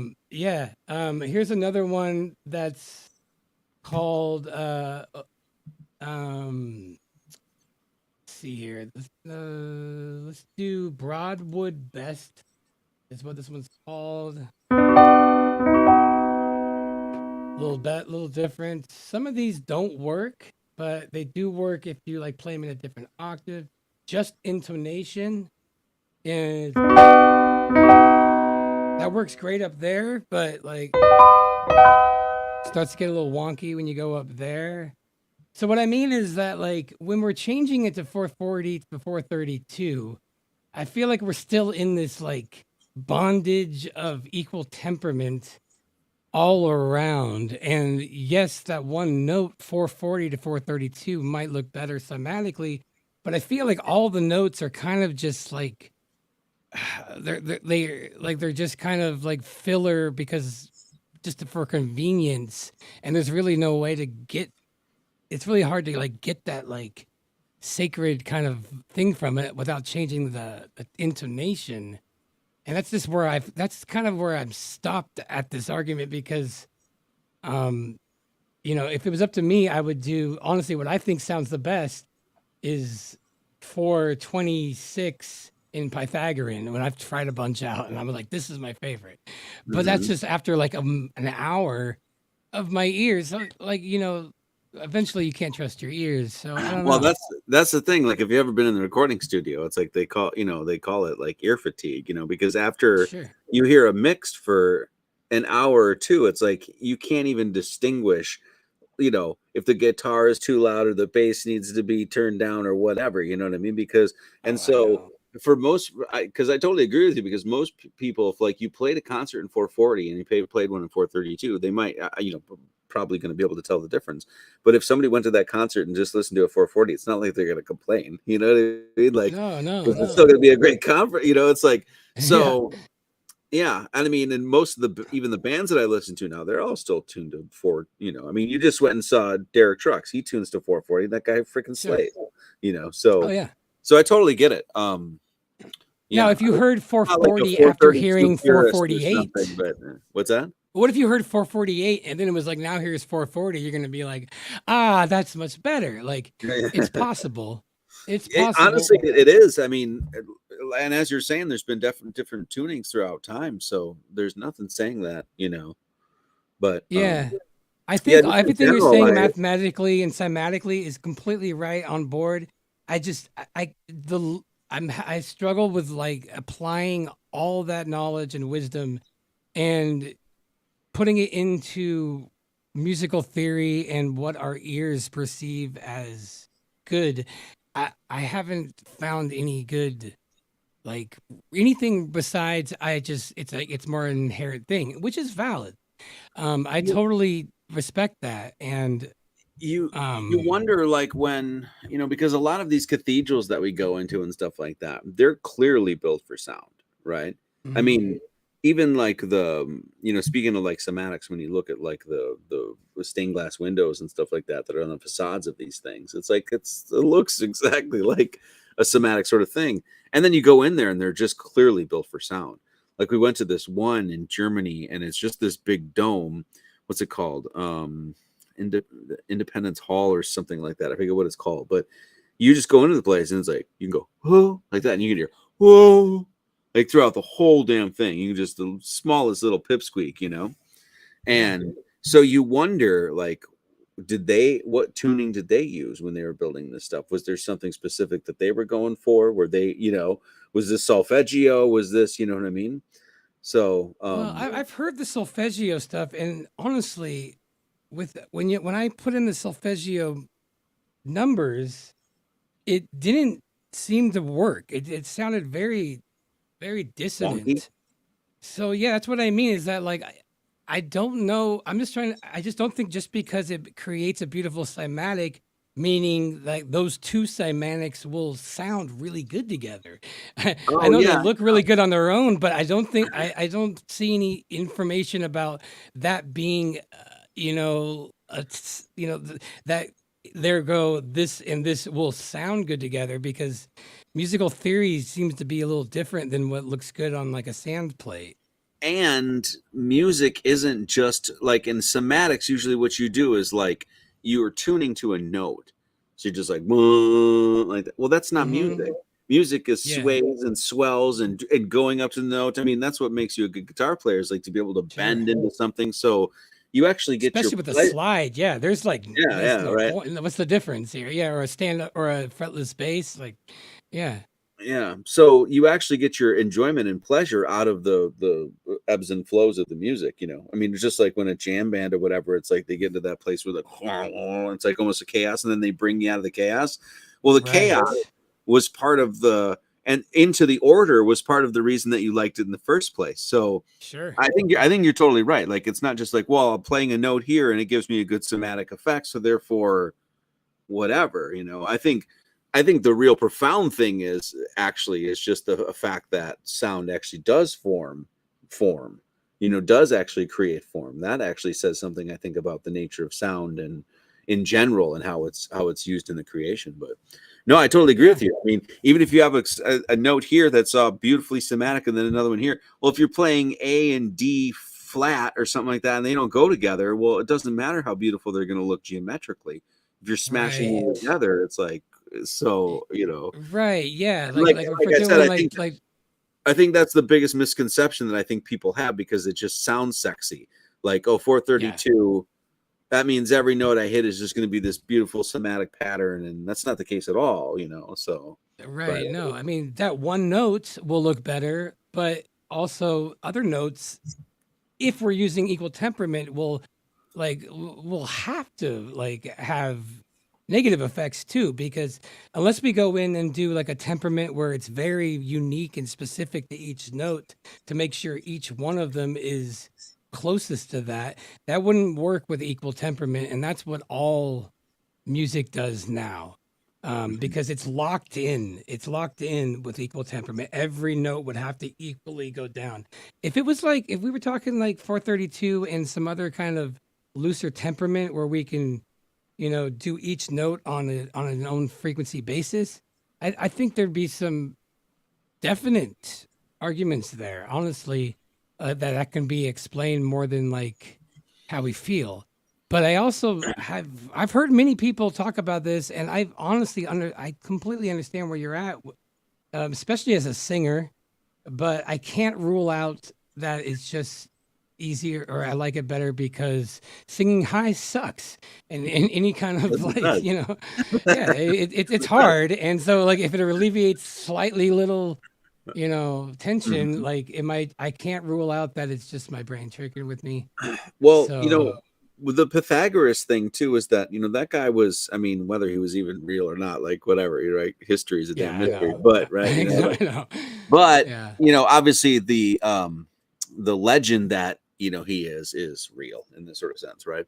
Right. Yeah. And he was completely, I mean, almost like obsessed or possessed with music, the sound of the vibrations, and then geometry. So I think Mhm. there's a lot. I think there's a lot there for sure. Yeah. I don't necessarily, like you're saying, think that there's an end all be all, because at the end of the day there is some sort of like kind of a force fit when it comes to making music in general because of everything we've just been talking about. So um but then again, I do think that there's a reason that they used 12 notes, and Yeah. that structure is sort of being fit on there because of once again, division and being able to divide things, and it's just there's a billion other reasons you could point to the number 12. It's on your hands as well, and all this other stuff, so You think it um has anything to do with astrology? I wonder if sometimes you got like 12 signs, you got 12 well, no. I mean, that's what I'm saying. Like, it seems like it's definitely part of a holy science, that they're all sort of intertwined, and it's 12. I mean, it's 12 around one, right? That's what the zodiac and astrology essentially is. I mean, because that's fundamental geometry. It really is 12 around mhm. one, 18 around one, 7 or 6 around one, that sort of thing. So then you look at the notes, and that's literally what it is. It's 12 notes in an octave, so it's 12 around one. Then you look at the notes themselves, A B C D E F G. That's 7. So that's all, of course, based on what 7 visible planets in the sky, and 7 days a week, and colors of the Interesting. rainbow and stuff. It's like, and what is that? Colors of the rainbow, it's vibration. That's exactly what music is. It's just a color, as opposed to sound. Um so yeah, I I think see. that there's a, yeah, I mean, it's not just willy-nilly or whatever that they use 12 and 7. I think that there is a sacred geometrical reason for it, but it doesn't. I wonder how they There's did also that. this. Like, Well, there's well, I also this don't thing too that we're trying to force fit perfection. The creation is perfect. Don't get me wrong, but like, you're trying to force fit like whole numbers and things like that on things that are not whole numbers, right? It's just like pi. It would be really mhm, easy if pi was 3.15. It's not. It's totally. 3.1415926535, et cetera, right? So at some point you have to Mhm. abbreviate, you have to approximate, you have to cut it off.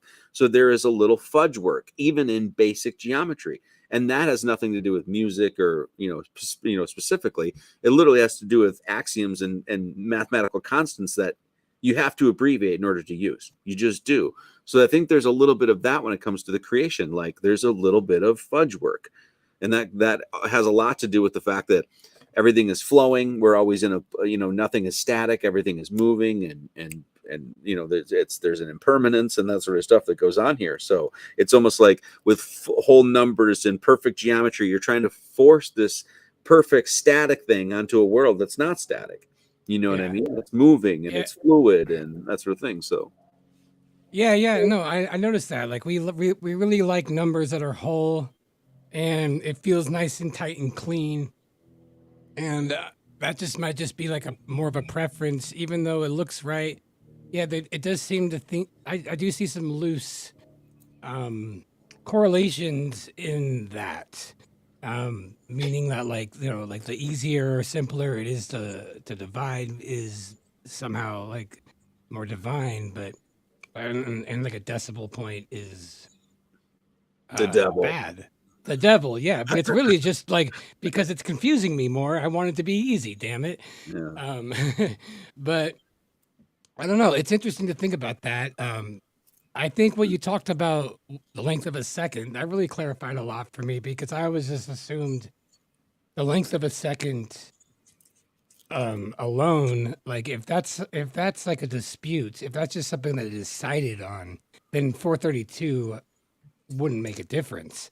If that's just if it was 432 based off of just a decided length of time by the guy, like then it's like, well Mm. then what does that have to do with it? But you clarifying that makes a lot more sense on the somatic level and stuff. Um, awesome, dude. That's cool. I'm glad we got to talk about this. I talk with Laurie all the time. He's in the chat. Laurie, let me actually look at the chat real quick. If anybody has any questions, now's the time. I see Griff. I see Spicy Sarah. What up, Amberson? Shifty Eyes. Um, yeah, these guys have all heard me talk about 432 and I've gone in the rabbit hole here on this, and it's because I did it too. I just really was hoping there was something I can. I don't know. I don't know. I'm not saying it's not like a valid. I think it's totally a valid because every person I know who does it, they seem to feel some, and I respect them. So they seem to feel some difference, and I think that's valid. It's so crazy for me too, because I'm such a guy that usually is like, you got to show me proofs. I need this and this and this. But for this, it really wasn't that. It was like, it just sounds better to me. It really does. That's really what it came down to. So Yeah. yeah, I mean, I wish there was more to say about it, but there's a lot of questions that that are surrounding this sort of thing. But I know like Conspiracy Music Guru, like once he figured out 432, which I think he's sort of on the conspiratorial front on it, but he like genuinely likes the sound better. Like, I think he said that during his wedding they only played 432 music or something like that. Like that's what Yeah. which I was like, that's cool, man. I mean, Well, what do you think about digitally altering stuff? I feel like that doesn't. If somebody digitally alters a song, it's not the same as all the instruments tuning in the recording studio. I feel like it could probably lack because I know if I downtuned even more, it gets worse and worse. So I'd imagine that altering it a little bit on some level has to be worse, right? I would think so. I would think if you're gonna do it, then do it live and play it. But then again, most of music now is all just like essentially, through the computer. So I don't know. It's hard to Dude, say. it's over. And have you heard what AI can do now? Oh my God. I haven't been paying attention to AI too much. So There is it's so silly. There's a song that was written as a prompt in like a chat GPT thing. Because now you can say, I want a song with these lyrics in the style of this, sounding like the Temptations from the 50s. And so these people are coming out with songs that sound like they were recorded in the 50s, and they really do. And they're made in a second. And there's a song called I Glued My Balls to My Butthole, and it's a brilliant song, and AI made it, and we're fucked. It's so good. I highly recommend checking it out. It's like I can't. When I learned how it was made, I thought maybe some human had something to do with it. No, it completely just sounds like a song from the 50s. Okay, ask Marty why pi doesn't ever repeat. Says Alex. Oh, I mean, God's infinite mystery. Okay. I mean, okay. what else are you gonna say about that? Really, you know what I mean? It's just like, I know anything. If any answer you give besides that would be kind of yeah. I mean, I would probably be a little liar. arrogant. Yeah. Yeah, I mean, it's pi. I mean, I will say this: like when I got into starting to study the math and things like that, pi became this sort of central mystery, and one of the reasons is because of that. Like, why is it that you have this infinite number? It's transcendental. It never repeats. It's Yeah. all you're doing is measuring this line and then its relationship to a circle. Like even as somebody that's like pretty philosophical, inquisitive, like as a younger man or whatever, like looking at that shit, it was just kind of like, why? It's just there's a weirdness to it in and of itself. Like it doesn't. Yeah. And so that sort of launches you into, at least it did for me, launched me into like all of these questions about like what is math in general, and it's like it's supernatural is really what it is. It's a supernatural language, It's like, we don't make numbers up. Numbers just are. And so, and That's they're true. infinite. Yeah. Yeah, no, I realized that too. I used to think it was just a man-made construct, but like if you just replace like one with like an apple, so it's just the whole concept of one thing, then you can actually, I mean, I know you obviously know this, but looking at it that way, you start saying, hey, no, this isn't like a man-made construct. This is just the way it has to be. If one is one, and then like most people don't think about this, and it's actually incredibly profound when you think about like what numbers are. And this is like what your whole study of Kabbalah will do. It's like numbers, they're infinite. They have their own qualities and attributes. They have their own particular geometry that are associated with them. They're ordered. What comes after 1, 2, what comes after 2, 3. That order goes into infinity. They're not material objects anywhere. It's not like there's a physical number 4 that's sitting in somewhere that you can go and touch and, stroke and see it or whatever. No, it's just, but it's everywhere at once. If you need the number 4, you can go right now and have access to the number 4. You know what I'm saying? Like, when you get into it, it's just like, it's a supernatural, metaphysical, invisible language that is ordered, infinite, and is at the foundation of literally every science.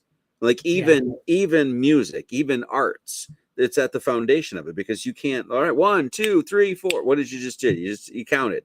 You know what I mean? It's like, so you get into it, and it's like, Jesus, man. It's like you're just not taught that stuff, or you're not taught to think about things that way, And that's when we say, like, the church, it's like there's an entire tradition that geeks out over that shit. You know what I mean? That it's just like what does all this mean, and why 666 and why 432 and why 108 and why 33, and and then you get into it, and it's like, well, there's a reason for it, because they're really like the intelligences of emanations of God, intelligence of nature itself. So Sure. Yeah. No, they're not. It's not a man-made system. It's just is what it is. I had that epiphany like a couple years ago, and when I was thinking about like how clocks work and why 60 would be for a clock. I mean, you could have 100 minutes, but like, what's the point? Like 60 is the most precise, and and then I started thinking about that, and it's really, it was discovered. It wasn't created. It was it's discovery by man, for sure. And that's the most important. That's the most important thing, dude, is that truth ultimately will be something that you discover of the divine itself. Just like flat Earth, it's no different. It's not, it's always been there. You discover, you see it, and then it's like, what's at the core of it? Well, God, Right, and right. that's how it is for any truth, really. At the end of the day, even the lies, because the lies ultimately, if you take it to its fullest extent, the lie will lead you to the truth. Yeah. So, and the world is flat, like it's just as flat for normies who refuse it as it is for us. It's that's something that we all gotta remember, is that just because we found it doesn't make us special, and it doesn't make the world different. It's just as flat for them as it is for us. And it seems like it's like, we're on team flat, as if it's like our rugby team that we're rooting for, but like it's just it's the reality of the situation. And it was discovered, and it's just and rediscovered. It's beautiful. And all of this stuff is just what a fucking gift this last 10 years has been. What a mind fuck. It really, dude, honestly. And I'll see if there's any more questions here. We did 2 hours here, so I think that's good. I don't want to take I up was too gonna much say, of I your gotta time. pee. Yeah, I gotta. Oh pee. yeah, no worries, man. Why don't we go ahead and end this, man? This has been fantastic. Thank you so much, Marty. You do your Sundays on your Sunday YouTube sermons. channel, sure. Yep, Sunday YouTube, sermons. Rockfin, Rumble, 9 a.m. Central Standard Time. That's when we do it. And then usually I do a stream during the week. I was actually going to do one tonight, but I don't think it's going to happen. So, where I just Oh play shit, guitar. sorry. No, it's actually other things. Our internet went out, and I had to get other stuff done. So it's I fine. gotcha. Um, Well, thanks for being. Oh, I'm sorry. Are you plugging some more? no, that's it. Okay. GnosticAcademy.org. That's enough. Yeah, all the links I have, guys, in the description. Also, your Telegram channel is going off. You got a lot of great support there. And in fact, I sent you a song because a good friend of mine was like, "Oh, you got to send Marty this," because I wrote a song about memorizing pi. You get right back to me too, which is really, really cool. I really appreciate that. Oh yeah, are you coming to Flattoberfest? I don't know yet. After traveling this last month, we were in Europe and stuff like that. We were like, no more traveling this year, just because it's been. So we want to go. Yeah, we'd like to, because it's going to be good people. So are you going to be there? Yeah, I'll be there. Okay. Oh yeah, I gotta go to those things. I have no idea how I'm gonna afford it or how I'm gonna make it in my time, but I'm gonna be there, and I think there's gonna be like a side stage of some sorts. I'm not quite sure, but like you might be able to play a tune or two. I don't know. Maybe I shouldn't say that, but I'm sure it's possible. At the very least, there'll be a guitar around. We can hang out, and if you Just have too many do, drinks and just get up on stage and be like, well, give me the exactly. guitar. I know every year I'm like, I get drunk and I'm like, I get talked into being the karaoke guy. So, like, all right, let's do this. Another Yeah, it's a rendition lot of of Piano fun. Man. All right, let's do it. Yeah. So hopefully, so Marty can do whatever he wants, says Karen B. So yeah, there we go. Awesome. I All got right. Karen See, B's that's an approval. open invite, Karen B. You don't There want to you do that. go. I'll bring Yeah, my man. I'll bring my dark metal band. Oh, We'll um, dark metal in 432 is slightly nicer to the it ears, though. sounds nicer to the ears. Yeah, man. All Hey right. man, Well, hey, I'm gonna pee my pants, so I gotta Oh, let you okay. go. Go. Sorry. You go All on out of here. I'll right. say goodbye. Thanks so Okay. much for being here, Marty. Thanks Cheers, everybody. brother. Yep. All right. Thanks for being here. Marty's great. All right. Hey, guys. Oh, that was a lot of fun. He's the man. I like talking about that kind of stuff. I wanted to get into more music, but time kind of got away. I was going to see if we could jam a little bit. Also, guys, I didn't look at the chat much. I saw that there was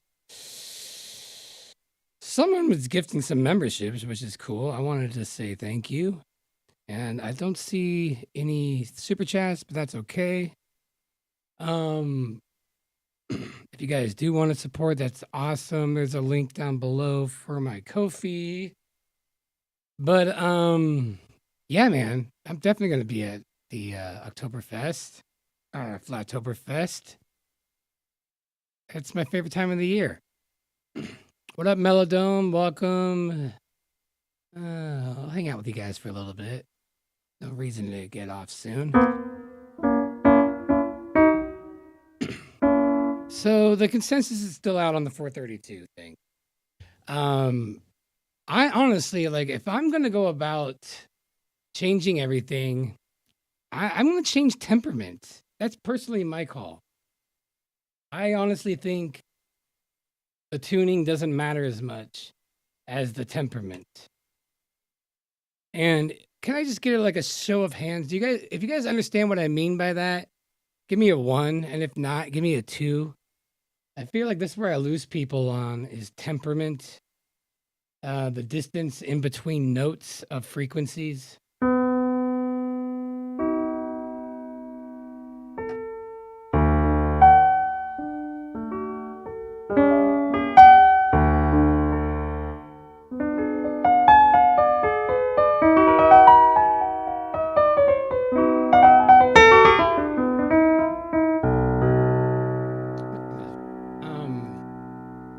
All right, so this is Pythagorean, but I'm in 423.5. I'm gonna go back to 440. I'm gonna take off this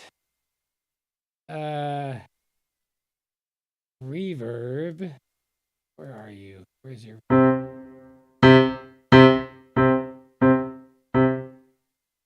Yay, Karen B, thank you for the tip. I just heard that. Should have been on screen though. Why isn't in that? Oh, that's why. I'll go back to that. And here we go. Hey, there it is. Thank you, Karen. And there's Rose. I already met my goal from the last one, so let me get rid of that. I forgot to make a new goal. What a crazy week it's been. So I do have a song I wanted to end this with. My old band did I wrote a song for thank you, Ko-fi Bot, for putting that there. It was a song about pie that I wrote when I was in my kids band, Jelly of the Month Club. I was gonna leave it with that. Okay, Reckoner. I understand temperament. You do? Okay.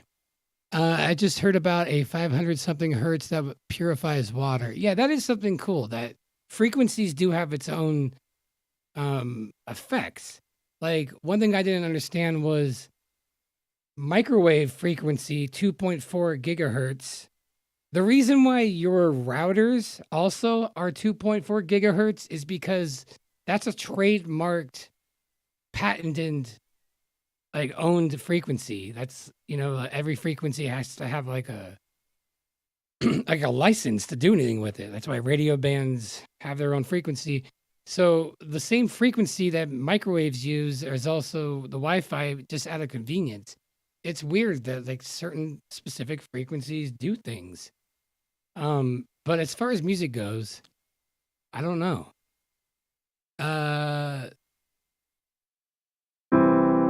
Okay, so here we go. 440 in Pythagorean. It sounds terrible right there. A little bit better. Sounds perfect. You see the problem?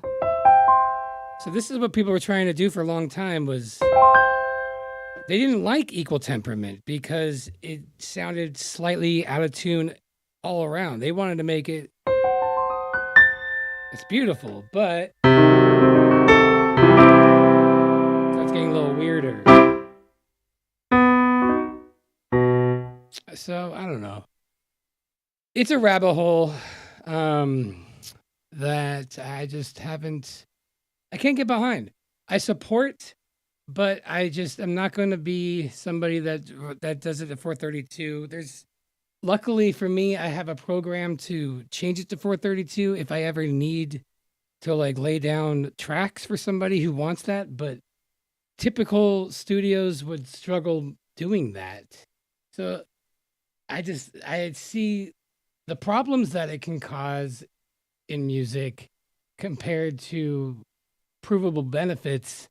I'm just not seeing it yet. I'm not convinced.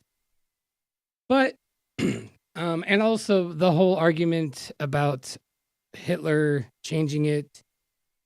I can't find anything on that online. I can't find any actual information about any of that. But maybe I haven't been looking. And I don't really see how that would actually make a difference. What Hitler did. I don't know. Whatever.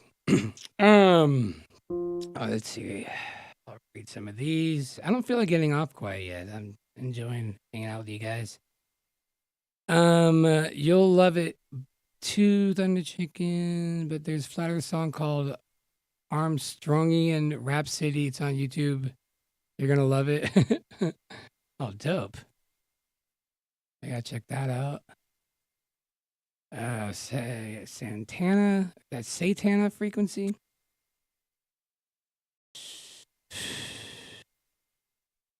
"500 temperature purifies water." Come on. Send me a link for that. We should be able to. These shouldn't be myths. I can make a frequency generator right now. I'll purify some water. What up, Sarah? Great to see you. Who's all going to Flattober? Who do I get to see out in Flattober? Sarah, you going? Satan's frequency. You're making a joke. Oh, I gotcha. There might be like frequencies that have healing qualities. I don't think there's like negative ones. She says definitely sweet. What about Griff? Is he coming? Or is he looking after the little bundle that's probably huge now? Working toward it. Nice. All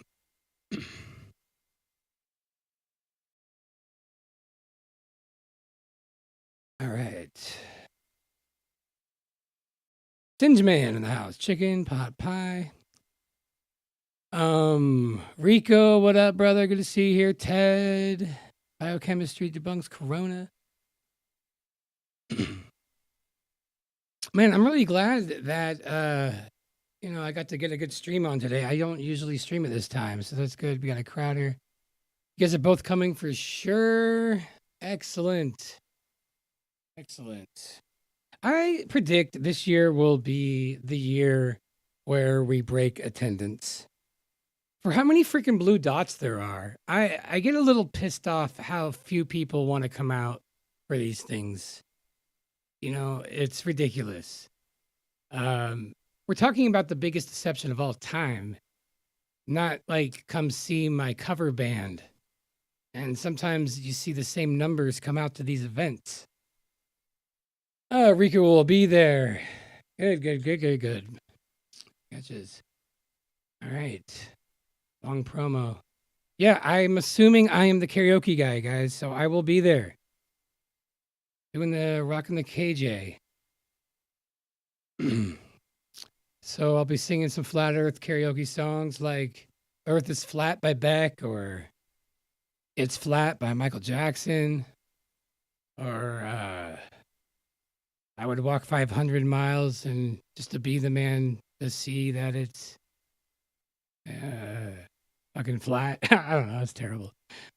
Anyone ever read the book called Nada Brahma? Got a sound, need to read us. They record the sound of the planets. I've heard of that, but how do you record these things? And also, like a lot of these semantics that I see online, like semantics change based on the medium. So what you're getting that looks really good in sand might not look good in water, you know, for the same frequency. I just feel like I feel like there's just too much trying to like figure shit out there. And we desperately want to apply it to, you know, to modern Western 12 note music. But I just think it's too complicated for that. That's just my opinion. But I mean this all in the nicest way. I don't like to cause any division. This is such a silly thing to like, you know, I don't want to like have like you know, a divide in the community on this. It's totally valid if you're I mean that is real if it's a inherent thing that you feel. All right guys. Well thanks for watching. Your meetups are growing 25 to 35 now. 200 for the church debate meetup, but there's a different story altogether. LOL. Not divided personal preference on 432. Personal preference. I see. So it's your personal preference to demand everybody play a frequency that like half the instruments can't tune to. That's totally cool, Alex. That's really nice of you. No, it's cool. That's cool. I can't play my melodica when we jam now. I'm just not going to bring my melodica to Flattoberfest. Like, what's the point? What's the freaking point? It's, you know. That's good shit. You guys are the shit. I love it. Next week I got Run Boston Bear on the Gravy Brunch. The mayor. I figured he's appropriate for 4th of July. And then I got, guys, completely confirmed, Will Duffy will be on the Gravy Brunch in 2 weeks. Yep. Yeah. I get to ask some questions, and so do you guys. So that should be fun. Lot going on there. I don't know. I'm curious. It's the whole thing is really, really taking a left turn. So I don't want to mention anything on this channel because I don't want to have anything assumed. But yeah, Run Boston Bear, man. He was on my channel like a year and a half ago. I was the first one he was on, and I've just watched him flourish into like a real great asset in the community. Really, real, just, I don't know, stand-up guy, all around. He seems like very, very level-headed. I just think it's funny. He's like watching like 2 YouTube videos on double speed while he's running a marathon and taking his kids to school. I don't know how he does it. Just hearing him say these things makes me need to take a nap. My own sake. All right. You guys want to hear my pie song? I'm going to play this. Okay. Ooh, I'll just play it through here. Okay. Here's a song I wrote about pie. It's a punk rock song about pie, and it helps you memorize it to 26 places. So. Month Club here to tell you why everybody needs to learn about pie. The apple, cherry, boysenberry, chocolate, or meringue, but a never-ending number that rules. A constant that constantly will blow your mind. A ratio of the irrational kind. Circumference divided by diameter, and pi is what you get. 3.14159 26535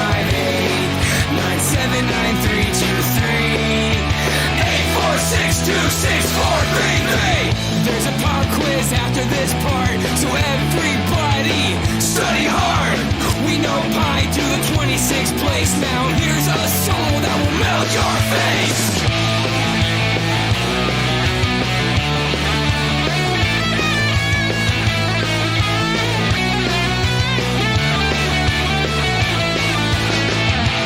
Wow, that was a tasty solo. Thanks, Birdo. All right, who thinks they know pi? Come on, anybody? I want to see some hands. Is it 90210? No, that's a 90s show. 250624. No, that's Chicago. Is it 8675309? What? No, that's Tommy Two-Tone. Is it 562321435? Oh, no, that's my cell phone number. Please, nobody call me. You don't remember pi, guys? Just a recap. 3.14159 2653589 7932384626433. Any questions? Oh, right. Wasn't that fun? All right, so that was a little song I wrote about pie back in the day with my kids' band. A lot of fun. Wasn't that good? That actually was my real cell phone number at the time. I had to change it, not for that reason, but I had a couple people call me, but not many.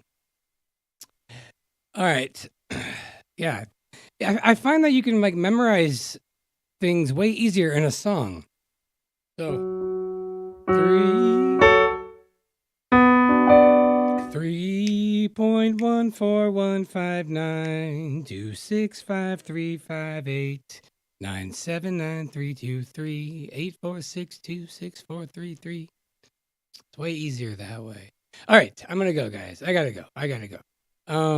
Probably gonna have some Mad Libs. I might even do it even before Monday just to make up, because I have a great one coming up.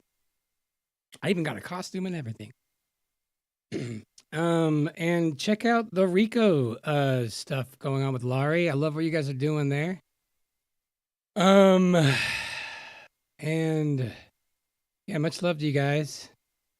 All right. I mean, I swear I'm gonna go. Keep saying that. I'm gonna go.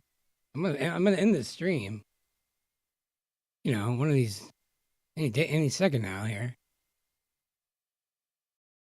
I mean, unless you guys want to talk about it, I'm just kidding. All right, I'm gonna go. All right. Well, at the very least, let's see what Alex Jones have to say on the way out, guys. Cheers, y'all. I will eat your leftist ass like corn on the cob. I'm ready. I will eat your ass. I will eat your leftist ass like corn on the cob. I'm ready. I will eat you. I will eat your ass. My children aren't going hungry. I'll do it. I'll drink your blood. And I'm starting to think about having to eat my neighbors. You think I like sizing up? I'm gonna haul him up back chain. Chop his ass up, size it up. I'm gonna haul him up back chain. Chop, chop, chop, chop. I will eat your leftist ass like corn on the cob. I'm ready. I will eat your ass. I will eat your leftist ass like corn on the cob. I'm ready. I will eat you. I will eat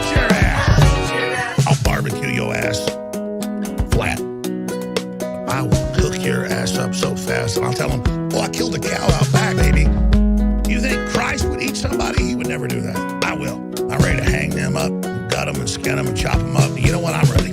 I will eat your leftist ass like corn on the cob. I'm ready. I will.